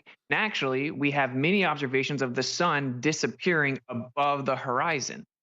So the sunset happens above the horizon. So that actually perfectly matches plain Earth. The sun is just small, local, moving away from us. Looks like it's going down and then disappears into the distance. But on a globe, it should always be going behind the physical curved horizon. But we see the sun disappear above the horizon. We see the sun disappear above the horizon. Yeah, yep. Not in the sunsets I've seen. I see it disappear below the horizon. It is more rare. But I mean, look, if the table, if you know this tabletop is the Earth, I mean, it doesn't matter how far away the sun gets. If I'm on the tabletop and the sun is above it, I should be able to see it, unless the sun is a like a stage lamp, right? Like a spotlight, a shielded spotlight where I'm blocking perpendicular view. I mean, if the sun is a ball, or even if it's just a disc, I should be able to see it no matter how far away it gets. I'll still be able to see it. There's no illusion where the sun drop. I mean, it's pretty clear the sun drops behind the Earth and then disappears for like 12 hours, then comes up on the other side. I mean, again, this is just observation, but it perfectly comports with the round Earth model. I do not see an explanation for this in the flat Earth model. Well, so for one, it actually doesn't, right? They say that when the sun sets, it actually was below the curve of the Earth for multiple minutes. Right. Every day. Right. Because light bends, yeah. Yeah, so just another illusion that's convenient, right? But fine, yeah, sure, light could bend. It's not really. But how do you explain sunsets? How do you explain the colors of sunsets without a round Earth? Because in the round Earth, it's pretty simple, right? The lower it goes, the more layers of atmosphere it's going through. Certain light frequencies are blocked by it. Other light, as you point out, like infrared will break through. So you've got these spectacular colors because they're the whatever higher or lower frequency that break through the atmosphere. I mean, how do you explain sunsets having colors if the Earth is just moving away from us? I mean, there is no physical explanation for that, like there is in the round Earth. Of course there is. You're looking at the sun, the source of light, through the most dense layers of the atmosphere, even though it's above you, which, mind you, it's 93 million miles away on the globe, far above the atmosphere, right? You're looking at an angle that goes through the atmosphere. So you're seeing it through all of those layers of air. It's just like how if the street lights were going down the street, I could put my thumb up and block them. I could see a shadow relative to that. It would look like the street lights are below my thumb. I could put a 2-foot trash can on the ground and see the street lights that are 10 feet tall look like they're below the trash can, just based on perspective. You would be looking through the horizontal atmosphere, since perspective is having you look down at where the sun is. You're going to see that light through that. The sun often gets bigger as it passes, as it goes to set. I mean, it doesn't get smaller. It's not a diminution to nothingness, right? The idea that if it's just moving away, it should just get smaller and smaller and smaller. When it goes to the atmosphere, often the atmospheric lensing makes it appear as though, if anything, it grows bigger. But usually, it looks like it stays the same. And again, like atmospheric lensing or refraction explains pretty much all of this, like the idea that you can see farther than you think technically you should be able to.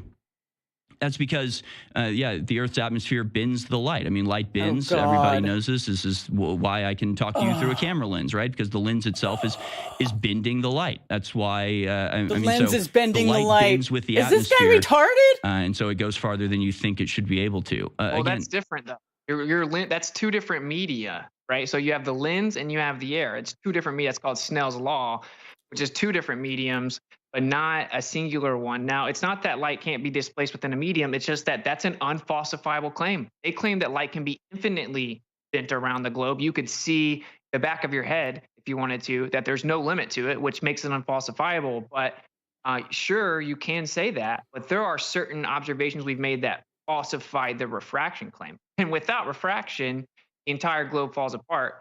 For example, I had an Air Force pilot reach out to me and has chosen to remain anonymous for pretty obvious reasons. Verified him for sure, Air Force pilot. And he told me that he saw the K2 mountain range from 300 nautical miles away.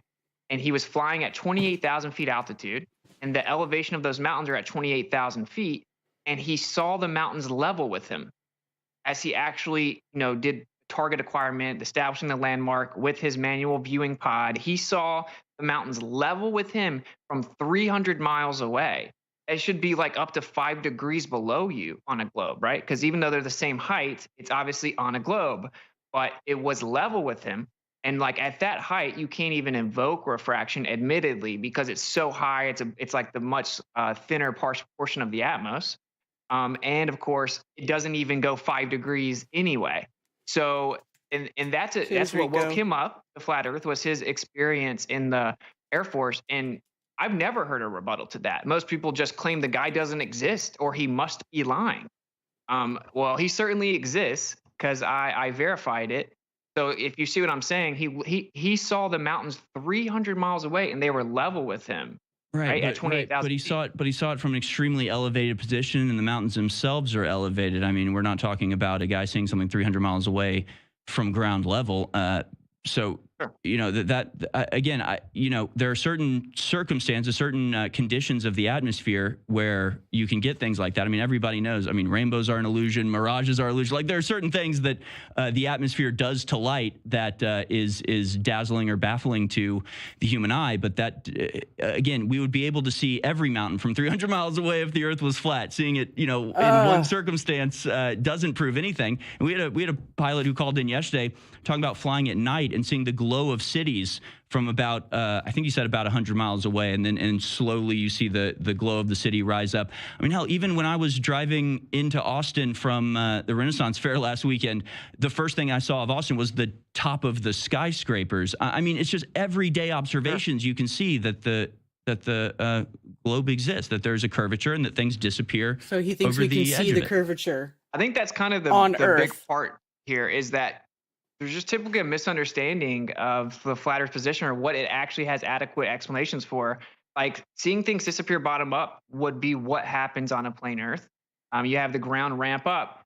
But just to clarify what is wrong with the observation in the plane, it's not that they're so far away you shouldn't see them, because you're right. He's super high in the air, right? So you're looking up from higher on the globe, and you can see further the higher you are, whether the Earth is flat or whether it's a globe. The problem is that they were level with him. They should have been 5 degrees below his level, his plane's level. They should have been 5 degrees below that. Well, they were level with him. That's a ton when you're talking about a military fighter jet establishing target acquirement or looking at the landmark. 5 degrees is a ton in the Air Force. And mind you, I mean, I'm not an Air Force pilot. I just listened to him. He broke it all down, showed me everything. He said that there's not a pilot in the world. There's not an Air Force pilot in the world that would tell you that 5 degrees is some type of acceptable range of error, right?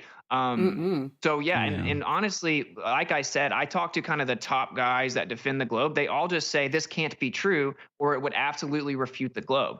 Well, he did it. So again, it was level with him. Yeah, I mean, without proof, you can take his word for it. But again, I don't think that one anecdote disproves all of the things that we're talking about. And again, attenuation can go some way to explain some aspect of like things like why the sky is blue or why sunsets are multicolored, but it doesn't explain why the sun disappears completely at night. That's not explained by attenuation. Attenuation is just the diminution of light as it passes through an atmosphere. That's not. It doesn't make things completely disappear in the way that we see the sun. He doesn't understand how wide the Earth is. The horizon. And I do want to look at a couple other pictures here. I know you're familiar with it, but I haven't heard your response to it. Things like the Lake Pontchartrain Causeway. Oh, if God. The crew can bring this up, where, I mean, unless I'm missing something, it very clearly. So this is longest bridge in the world for a while. I think there may be a longer one now, but Lake Pontchartrain, just outside of New Orleans, this bridge is leveled to the surface of the water, but you can see a very clear curve as it diminishes over the horizon. So this was taken, I think, from about 15 stories up with an extreme zoom lens. That's why everything is compacted. That's why those bridges or the humps look so dramatic. Really, they're pretty, your typical humps, but that's just an effect of the massive optical zoom lens. But I mean, clearly it goes over the horizon, and there's other, pictures like this. I mean, why would it look like this if the Earth was flat? Yeah. So, and just to throw out, I just really quickly dropped like 5 other pictures of Pontchartrain that we should pull up because uh, this is not what you see when you look at the whole bridge. It's insanely flat. But I will point out a few things about this. This is an older argument from around 2015. It's kind of become a meme, actually. And most globers have abandoned it because if that's the curvature of the Earth has to be like a fraction of the size they claim it is. It would have to be a tiny, tiny, tiny globe Earth for that to be the curve of the Earth. Way smaller than 4,000 miles. It's a 100-mile radius globe, right? It's way too drastic a rate of curvature over that distance.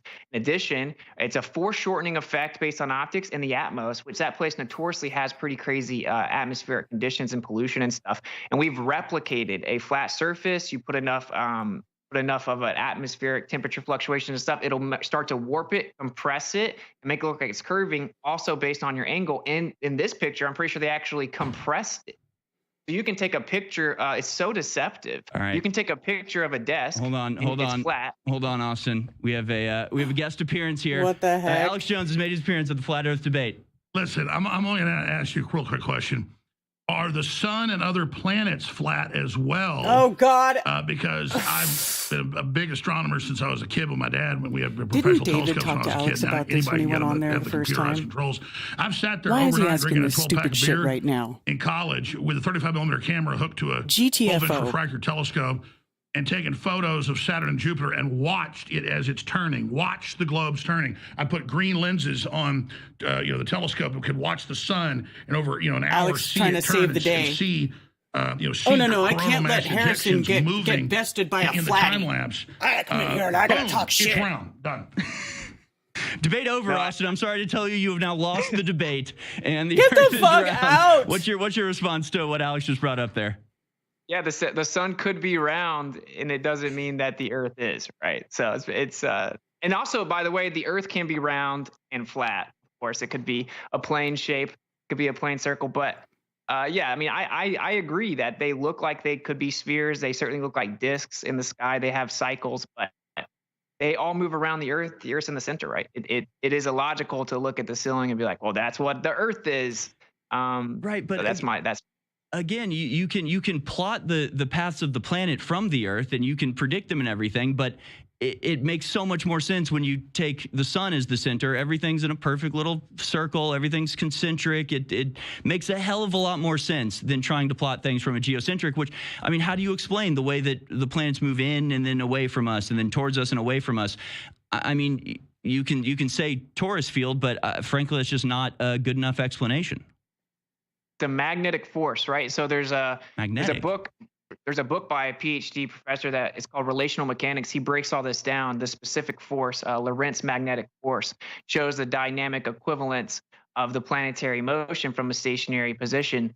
Relational Mechanics, Andreas Seiss. And there are many other papers like that exist. So the ironic part is it actually works better. This is where I like it works way better. You don't need dark matter. You don't need dark energy. You don't need expansion. You don't need all these made up pseudoscience fairy tales. Gravity's been disproven. Everyone knows relativity doesn't even work. We don't have something better. Wait, what do you mean? What do you mean gravity's been disproven? I mean, gravity exists. The theory of right? relativity. The theory of relativity has been disproven, just like Newtonian gravity was disproven before that. Right. So these are refinements of theories to explain natural phenomenon, but gravity exists, right? And it's different than electrostatic attraction. It's different than magnetic attraction. It's something else, right? No, I wouldn't say well, okay, it's the effect of things falling to the Earth, right? And it's little g, gravity. Of course, it exists.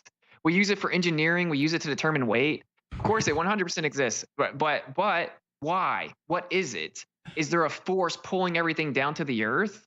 Well, that's what the globe needs. The evidence for gravity is the way that it's been defined is that, well, the Earth can't be a globe without it. But no, actually, density causes things to go up and down, and Density. electrostatics. Wait. Electrostatics. Why does density cause things to go up and down? Because of buoyancy. So the relative density of the object with the medium, the pressure mediation causes it to go up or down like a ping pong ball floats in water, Right. golf ball. Because of gravity, because buoyancy is an effect of gravity, because without gravity, there'd be no reason for it to go up or down. It would. Wait. We gotta. Okay, so the principle of density, right? Mhm. Long predates the idea of gravity, but eventually we did throw little g in there. But like I'm saying, little g isn't a problem for flat Earth at all. It's just the downward acceleration. Little g is not the cause; it's the effect. Everyone knows the effect exists. Things go down when they have weight. Gravity, gravitas, means heavy. How heavy something is. Weight. We don't dispute that. We dispute the claimed cause of gravity, that the bending and warping of concepts called space and time somehow create illusions where everything shrinks and slows down and makes things fall to the earth in a straight path that's curving at the same time. That's just all pseudoscience. I actually did I want to plug the level documentary. I did a test there where we did actual science, and I used a Van de Graaff generator, which manipulates electrostatics, and I made the object change weight, fall at a different rate, go up and down just by manipulating the electric field, and that's what we have on the Earth. We have an electric field that has a 100 volt per meter increase, and when I flipped it with my Van de Graaff generator, it made the object float. So I proved that that's a cause of things falling down and why they fall down, and that every object that exists is electrostatic. So, I mean, there's just so many things wrong with that. Obviously, it's not buoyancy. Buoyancy only exists because of gravity. If you had a tank of water out in space where there's no noticeable gravitational force, then you could put a beach ball in the center of the water. It would stay in the center of water. There would be no up for it to float to. So, buoyancy is an effect of the gravitational pull of the Earth. Gravity is obviously not electrostatic. You can counteract gravity with forces. Obviously, I can counteract gravity by picking this up. That doesn't mean gravity doesn't exist. You can't affect gravity itself with electrostatic or electromagnetism. You can't block gravity with a lead This guy wall, obviously doesn't right? know what he's talking Nothing about. blocks gravity. So, it's just obviously not electrostatic or magnetic or any other force that we can manipulate, because we can't manipulate gravity, except, they probably can with the Bell experiment and other, secret technology that they have, that we all know that they have. We'll be back on the other side. One more long chunk of this debate, and we'll get into Why right before he goes to the break, he has to put out some bullshit reply to what Witsit just said? God, it's so annoying. We are now dumber for hearing that. I agree, Nathan. All right, Rico.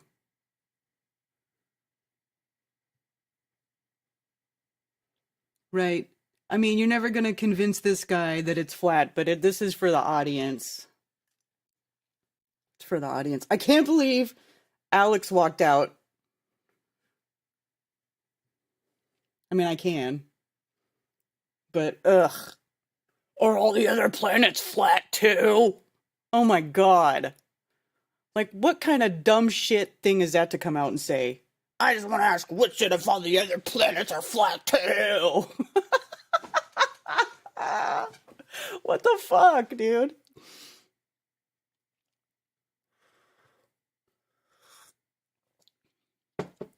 Killing me.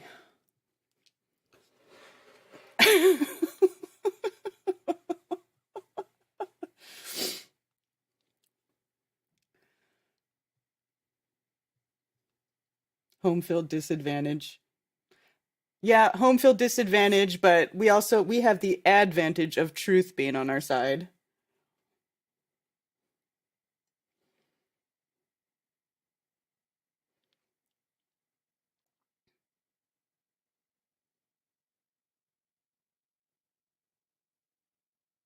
I know, totally cringe.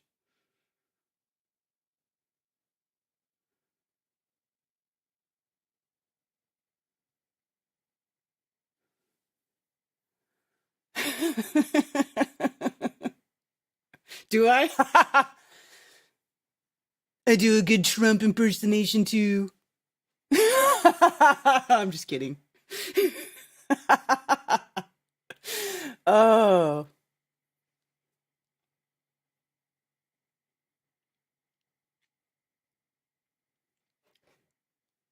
This debate is huge. It's the hugest debate. Nobody's got a bigger debate than us. This is the best debate ever. Just kidding. It's fucking lame.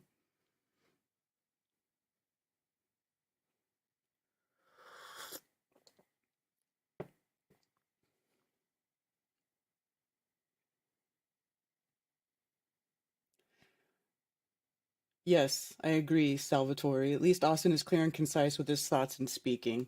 And yeah, he's not,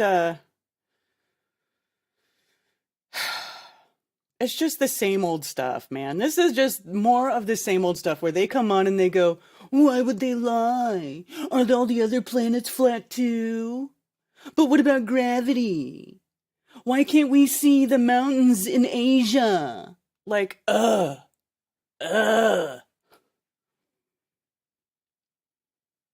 It's the absolute best.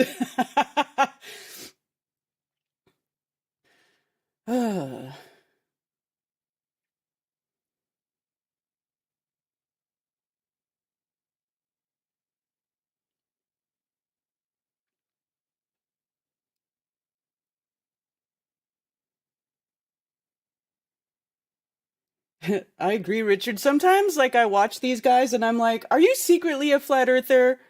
And you're debating a flat earther and making yourself purposely look dumb to help flat earth? Because sometimes that's really what it looks like. But I don't know if it's that or if they actually think that what they're saying is a good argument, because it's like the same stuff that people always come up with the same, ridiculous things. So it's hard to tell, you know? Yes, Mark Sargent. We're doing a watch party for the debate. I'm doing a double header today. I may have to take a nap later. Part of this whole conundrum. I thought that was appropriate. One of my favorite songs, actually. I love this song. Austin Witsit is my guest at Witsit Gets It on X. WitsitGetsIt.com is his website you can go to. We've covered a lot of topics here. There's really only one more that I hear brought up quite a bit that I'd like to get into, and then I want to get into the aspects of the conspiracy that would be necessary to contain this lie if the round Earth is in fact a lie. But let's talk about sort of one of the other claims of the Earth's atmosphere existing next to a vacuum. Again, this seems on first blush, it's like, oh, yay, wait, why does that happen? How is that the case? We've got an atmosphere here. We've got a vacuum in space. What is it that stops the atmosphere from going into the vacuum of space? But we get that pressure goes down as we travel up in altitude, right? We get that the atmosphere gets thinner as it goes up. I mean, I don't think you dispute that. So, I mean, that makes perfect sense to me. I know, you say that to have air pressure, you have to have a container. But are there containers that are pressurized where there's a gradient? Because there's a gradient in our atmosphere that pretty well explains how the atmosphere sticks to Earth. It's gravity. It doesn't require a container. It requires a force. And in this case, that force is gravity. Yeah, sure. So you can have a gradient, of course, but you need gas pressure to have a gradient. So it's delta X, change in X. So you need X, you need the gas pressure. And what we're saying is the antecedent, the requirement for gas pressure is containment. You can absolutely replicate a pressure gradient in a container. You cannot replicate one without a container. And we see that the dispersal of gas is omnidirectional. It goes directly up. In the face of this alleged force that's not a force that's pulling everything down. Supposedly gravity is holding air, gas, next to a vacuum, but gas disperses in all directions instantly.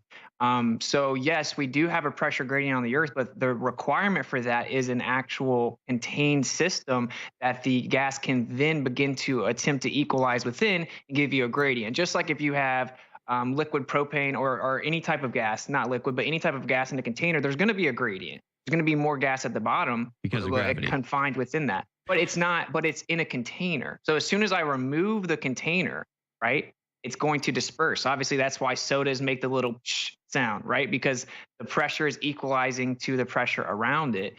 So that's our point, is that you can say gravity, but where gravity is supposedly the strongest at the surface of the Earth, gas goes in all directions, including directly up, and it goes directly into a vacuum. Gravity's not holding it down there. But supposedly where gravity is weaker, next to a 10 to the negative 17 torr vacuum, somehow it just sits there and it doesn't go and fill the available space, which is antithetical to, Well, gas law. it's just a countervailing force. I mean, if you have a molecule of air that floats up to the top of the atmosphere and then floats out of the atmosphere, and now it's not surrounded by anything, it's all, for all intents and purposes, in a vacuum, it's still being affected by the gravity to Earth, and it'll drift back to Earth. I mean, what is the force that's pulling it away from the other air molecules in a vacuum? I mean, again, this really doesn't seem all that complicated to me. I mean, the gravity pulls the air down. The air, close to the surface of the planet is thicker because that's where gravity's pulling everything. But air is light enough to float because of buoyancy or density. It doesn't all fall straight down to the Earth. This is just an effect of gravity. Again, you don't need a container to explain this. You just need a force that is working on the molecules to keep them attached to Earth, right? I mean, again, I don't get how this is a container is not necessary. Like I said, though, like we're claiming a force is pulling the gas down to Earth, but the gas goes in all directions, including directly up and violently. It's the second law of thermodynamics. To quote Arthur Eddington, any idea or theory you have that's contrary to the second law is just completely, inexcusable and dead on its face. But you're saying that the gravity is basically pulling the air back down. Right. In the face of a vacuum. But where does the gravity of Earth stop affecting gas then, right? Because the gravity of the Earth doesn't extend the entire universe. And so the air is still going to fill the available space, and it fills the available space on the surface where gravity would be the strongest. So very simply, it's very easy to replicate what we have on the Earth. With a container, you can create a gradient, certainly with all the gas that's being introduced at the surface level and the gas cycle and the temperature and the density differences, but you cannot replicate it without a container. So that's the argument. And gravity, again, has actually been disproven. And we've proven our understanding of gravity, which is that it's electric. We've actually proven it with experiments. So but that would be like so you can affect gravity with electricity? What people call gravity, which is the effect of things falling down, right? Yeah, I can take electrostatics and I can make things go up. And actually, when you brought up the bell, that's what they did. They actually used what they call ether physics. I have a really good book on it. It's called The Bell, and they used electrogravitic propulsion. So of course, the Nazis back in like as early as 20s and 30s, they had these UFOs. They were using the electric nature of the environment to make things quote unquote levitate and defy material physics. They weren't using an anti-gravity device that bit space and time. It was electrogravitic propulsion. They actually they called Einstein's theory mysticism, and they applied what they called ether physics.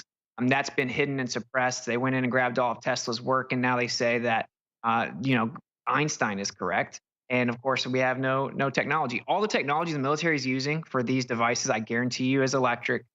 Because, like I said, in science, you have a naturally occurring observable phenomena, dependent variable. You try to figure out what causes it. So things fall down. What causes it? Well, let's say it's electrostatics. Let's test it. We're going to manipulate that. I did that, and I can make the object go up and float. I can make it fall down faster. And on the Earth, we have an electric field. And everything that exists is electrostatic. Everything's electric, right? So it would be insane to think that it doesn't have something to do with everything being electric, because that's 10 to the 36th power stronger than gravity's even claimed to be on the smallest scale. So it's one of the biggest deceptions. Right, but that doesn't disprove gravity. Again, electric currents have or electric. They have properties that gravity doesn't have, so it just can't be the same thing, and you can't block it. You can't really affect it. I mean, there may be hidden technology like the bell that are able to manipulate gravity, but they're not doing it in a way that is easily replicable, I don't think. And again, you can counteract the force of gravity, but I don't think you can actually manipulate it. I think that might be an illusion of what's happening there, but. All of this to the side, all of the perception versus reality, or what we can see and what explains it, the conspiracy necessary to keep this lie going. If round Earth was a lie, it is so impossibly vast I mean, it just makes no sense. There's no payoff for it other than maybe moderately affecting people's willingness to believe, which again, it's like, the idea that we're in a firmament or that we're the center of the earth. I mean, nothing in God's creation, proves God. That's sort of like one of the aspects of it, right? There are lots of things that could prove God that would be miraculous, that you could go, oh my, there's nothing other than God that explains this. Yeah, the earth being at the center of the universe would be one of those things, but it's not, because it's not, right? It's not the center of the earth, so it doesn't prove that. But it's not. Nothing in creation proves that. So this idea that, I guess it's almost like contradictory. We're like, yeah, if we were in a giant, celestial hamster cage with the firmament over us, it would prove that God exists, but also in a weird way, that's not what God does. So it would prove that something other than God exists. It would that doesn't make any sense to me. And then you've got just tens of thousands of people working on space programs. Let me give an example. I have a friend about 10 years ago. He's working for a company that built the titanium aluminum rings that connected satellites to the vessel that took them into space. So you've got a small company with about 4 or 5, Ivy League doctorate engineers that are working on building these rings to attach the satellite to the rocket. And that's just one company of like thousands that exist out there. Are they in on it? Are they being fooled? Do you have another company that's coming up with the false information to feed to them, to make them think that when they go to watch the satellite launch, are they just watching the thing they built fly into the sea, and then somebody else is launching a balloon that just looks like a satellite? I mean, explain some of this to me, because the conspiracy necessary to carry this out is so vast, it's just nonsensical.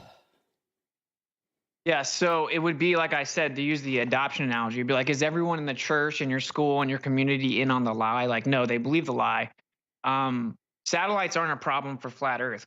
I know that many flat earthers will say that, they don't necessarily believe in them and that they think there's a lot of balloons. And there is a classified, very, very advanced balloon project that is going on, and it is conducting a massive surveillance on the public. This is just a fact, but yeah, like immense fleets of military surveillance balloons, and NASA's the number 1 purchaser of helium in the world, and this is true. But satellites are not a problem for flat Earth. That's just a belief that it is, but it's not.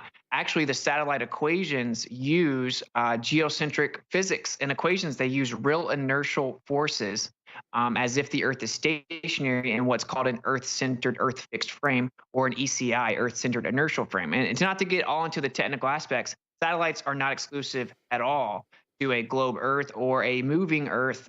In fact, it's exclusive to a stationary Earth based on the physics and equations they use. And then for it to be on a plane Earth, it would just be an ellipse. But to answer your question precisely, wait, hold on. It would be an ellipse? I mean, what does that mean? So satellites exist. They're floating above us, above the atmosphere, but they're just continually circling a plane? Yeah, they certainly could be, right? Like, I've seen Starlink myself. I've watched launches myself. I know that there's what people call Starlinks in the sky. It's not a problem at all, because it's just a coordinate system transform from a globe to a plane, and the actual physics and equation treat the Earth as if it's stationary. No, it doesn't. That should be significant, because it's not just, oh, it's a coordinate system, you can treat it like that because it's from the Earth. No, it's using physics in the equations, and specifically inertial forces, which do not exist in the relativistic globe model, which means if the satellites are up there and they are working, if they're proof of anything, to quote PhD astronomer Gerardus Bow, it's proof that the Earth is stationary and the universe is geocentric. But those people that made the pieces aren't in. See, that's a completely fallacious extrapolation. I mean, ECI, right? Earth-centered inertial coordinates versus ECEF, something like that, Earth-centered, Earth-fixed, right? So, both of these are coordinate systems for a spherical Earth. The only difference is one of them takes the spin of the Earth into account, while the other one doesn't. First of all, that this it requires a spherical Earth, first of all, right, for these coordinates to make any sense. They also take into account the spinning of the Earth, meaning it's not stationary. No, they don't. One of them doesn't take into account the spinning of the Earth, God. It's not because it's not spinning. It's just because that's not the coordinate system just doesn't rely on the spinning of the Earth. And regardless of any outcome of those, that has nothing to do with whether the sun is circling the Earth. It's about satellites. I'm not talking about the sun. I'm saying that You the said actual geocentric physics. universe. Well, yeah, I'm saying that's because they use forces of a rotating universe. They actually treat the universe as if it's rotating and creating real inertial forces, specifically centrifugal, Coriolis, and Euler forces. And in the globe model, those are fictitious forces, they're not real. In a stationary Earth model, the universe is actually rotating around the Earth, creating angular momentum. Satellites would be using that on a stationary Earth. Well, that's what the physics and equations show. They treat it as if the universe is rotating around the Earth, creating a real force, and they have to account for them to put the satellites up. And then on a plane, you're right, that is a globe, but on a plane, that's just a coordinate system transform. It becomes an ellipse, and it takes the same flower of life geometry I showed earlier. Actually, one of those depictions was the ISS path, right? So, And that's just mapped out on a plane. But continual motion would, in that case, I mean, with an orbit, either continual motion is a consequence of just the fact that there's no wind resistance, and so once your initial velocity basically will be maintained with a little bit of variance because of the tiny amount of atmosphere that does exist outside of what we consider the atmosphere, the 62-mile delineation, which is not a scientific delineation, it's an aeronautical delineation, determining whether or not you can fly using conventional methods or whether you need rocket propulsion. So you can have inertia that exists that continually rocket something around the Earth without additional input. But if something's just floating above a plane, it either needs to be pushed in a way that that's continually being pushed, but even if not, it would need something to change its direction. I mean, how do you explain that? Satellites just floating above us in ellipses, you would need external forces. That would require fuel. That would be pretty obvious to the people building the satellite, right?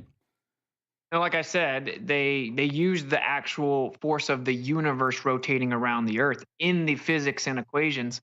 And so on a stationary Earth, that's it. Instead of the Earth spinning, making the illusion that the sky spins, right? It's actually the sky spinning around the Earth like we observe. That would generate a real force. It would have angular momentum, and there would be a net inward force. So if you threw something up in it, it would just continually move around with the universe's momentum, the actual angular momentum and force of the universe. And what I'm pointing out is that's literally the physics and equations that they use. And but you're still that's describing a big deal. a spherical Earth. Well, that's why I point out that the end of it, right? Because that actually is a major problem for heliocentrism. But the plane part is just a coordinate system transform. You could think you're going around the globe, and it would just be an ellipse over a plane, and you would have no idea. They actually account for a change in velocity, which makes perfect sense with an ellipse. But in the globe model, it's supposedly free falling in a geodesic path, not changing velocity. Yet they actually do account for change in velocity and a change in the speed of light for the signals for GPS. So what they're actually doing and accounting for doesn't work with the model. It's just overlooked. People assume it. I wanted to address what you were asking, though, the meta here, which is like, are these people in on it? No, of course not, bro. They think the Earth's a globe. They think we just use these coordinate systems for convenience sake, right? And it works. It's good enough. Who cares? They think they use Newtonian gravity, even though that's no longer the case. It works good enough. And people make little pieces for it. That's one of the main arguments for Apollo. It's like there were 300,000 people that were all in on it because they made pieces. It's like, no, they compartmentalized the job to everyday Americans. So you would ask me that question, right? You would think it's legit. That's not how compartmentalization works. I mean, compartmentalization is an aspect of like the military and secret operations. The people who are compartmentalized know they're compartmentalized. The people who are building satellites are in communication with the people building the other parts of the satellite. And they observe it as it flies, and then they get readings, data readings to determine whether or not the mission was successful. So they would have to be fed fake information, or like what happens to this? I mean, they think they're launching a satellite into orbit. Are they not? Or is there a parallel industry that's doing the real math and feeding them the fake information? I mean, you get this whole thing just sort of falls apart the more you think about it. And that's not even getting into the secrecy aspect where you'd have to, again, either have these people who are doing this for decades without even either noticing that something is wrong or admitting or letting it leak out that something is wrong. The scale of conspiracy, especially now with all of these private companies going into space, is so vast. And again, nonsensical, man. If I was the mastermind, the Jesuit priest that figured out that there's a firmament and wants to trick everybody, the last thing I would do would be come up with a lie that would set up generations of having to fake things, right? You could just say, yeah, we tried to go to space. It turns out there's like crazy radiation and everybody dies, so let's not try to leave. Like, there's a million other ways you could do it. You're thinking they went with the strategy of let's fake space travel for the next 100 years, on a continual basis.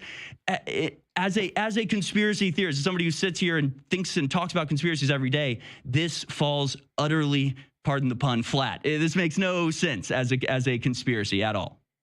Well, I strongly disagree, brother. Like, for one, let's not conflate like if satellites are up there with space travel. Those are fundamentally different things. I mean, they're not really faking space that much. They claim they went in the 60s and haven't gone back for 50 years and destroyed the technology and blah blah blah. We've caught NASA faking it. So I encourage everyone to investigate that. You can actually go to my channel. I have a NASA fraud series I just started. We have objectively caught them faking things using wires, harnesses, green screens, bubbles in space, and people laugh because it sounds so ridiculous. Well, you know how many things you laughed at when you first heard and you found out it's true? If I told you the world was going to shut down overnight and start using prison terms like lockdown, you would think I was crazy as well. We've caught NASA lying and faking it, and really, they've got to put it off. They just kick the ball down the road over and over and over. They kick the can down the road, right? Oh, the moon mission's delayed again. So they haven't had to fake that much. And I don't even contend that satellites could be up there. It's not a problem. And the people that are working on it aren't in on it. To quote Gene Kranz, the Apollo flight director from the Apollo missions, he said, the simulations are so good that no one in the control room can tell the difference between the simulations and the real thing. And astronauts have come out and said that when they supposedly were going on these missions, they thought it was fake. They couldn't even tell the difference.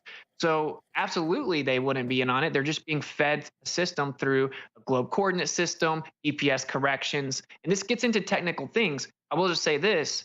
They're good questions. And I think if you're open-minded about your questions and open to the answers of them, when you really do dig into it, you find out, oh, wow, they're making corrections for the Sagnac effect because it doesn't work and it shows different distances. They're making meridian corrections in the south because the distances don't work like they should on the globe. They're actually running it through programs to correct and then put it out to the people on the other end as if it was, in fact, the globe that's working. And these are provable things that require diligent research. So I don't think that the lie is really going to require that many people be in on it. They just believe the lie, right? And by the way, many people have found out it's not true. We've even had people that were astronauts come out and say, anyone telling you they're going to outer space, I guarantee you, is lying. We've had a Polish astronaut come out and say, I wasn't expecting this question, but yes, the Earth is flat. No one's going to outer space.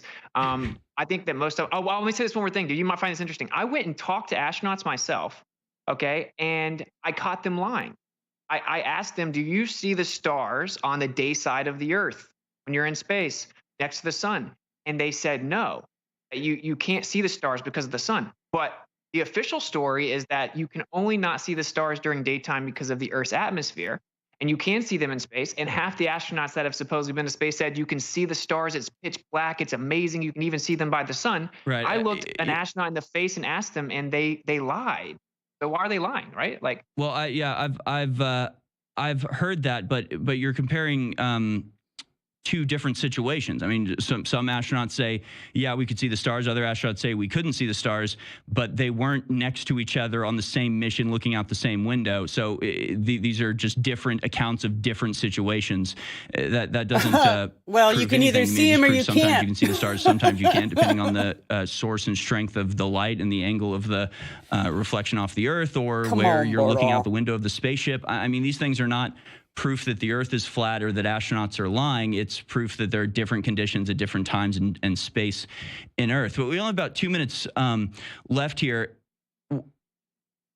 do you think that this is a valuable thing to spend time on? I mean, we know all of the things going on in the world, and we probably agree on 99% of things. It's just this one thing that we disagree on, which to me, again, the fact that this came out of nowhere, that nobody talked about flat Earth before. I mean, and you can do the reason. You can look into the archives. Nobody talked about flat Earth. Flat Earth Society existed. You say it's a CIA psyop, but it's also the font where most of these arguments came from. So that isn't exactly, positive for the flat Earth model. Divide, distract, discredit. That's how controlled It's a divide op works. and conquer influence operation. It's something that splits our audience down the middle, and suddenly we're talking about flat Earth instead of things that are actually important. I think this has been an extremely successful psyop launched around the time that the Smith-Mundt Act, Modernization Act, was passed, allowing for propaganda in That the is such crap. American media landscape. So he's saying that the government's that allows the propagandizing government us to believe through the Earth their is flat. liaisons in the media to actually lie to us, but they're not doing So that. dumb. They're saying no ancient civilization ever knew that thought the Earth was flat. They're blatantly lying about it and misrepresenting it. They do clearly use it as a way to discredit other conspiracies, but it's just like, oh, I bet you're an anti-vaxxer. Like, just because someone uses it that way to dismiss people doesn't mean there's no validity to it. As to the psyop, what I'm going to reiterate is, if it's a psyop, it's not working very well, because everyone that finds out that the Earth is a geocentric stationary plane are taking their children out of school. They're homeschooling. They're not falling for medical like psyops. They're not falling for any of the stuff going on, the political shenanigans. They see through all of it.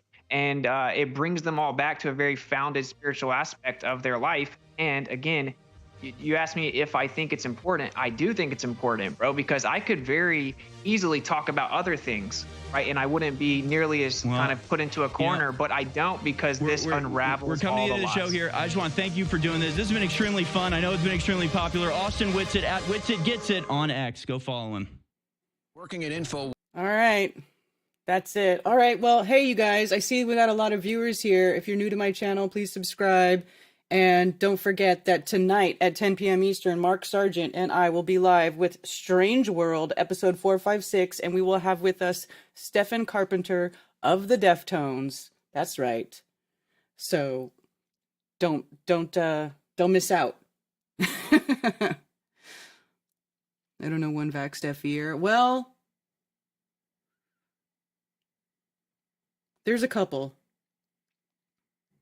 Thanks, you guys, for watching with me. Appreciate it. That was just another typical debate, though, right? Like, there was nothing really special or,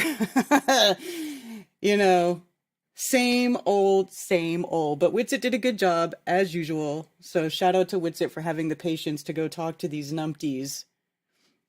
And I just want to know if all the planets are flat, too, Witsit. You know what I... Oh my god, dude. So funny. All right, you guys. Thanks for being here.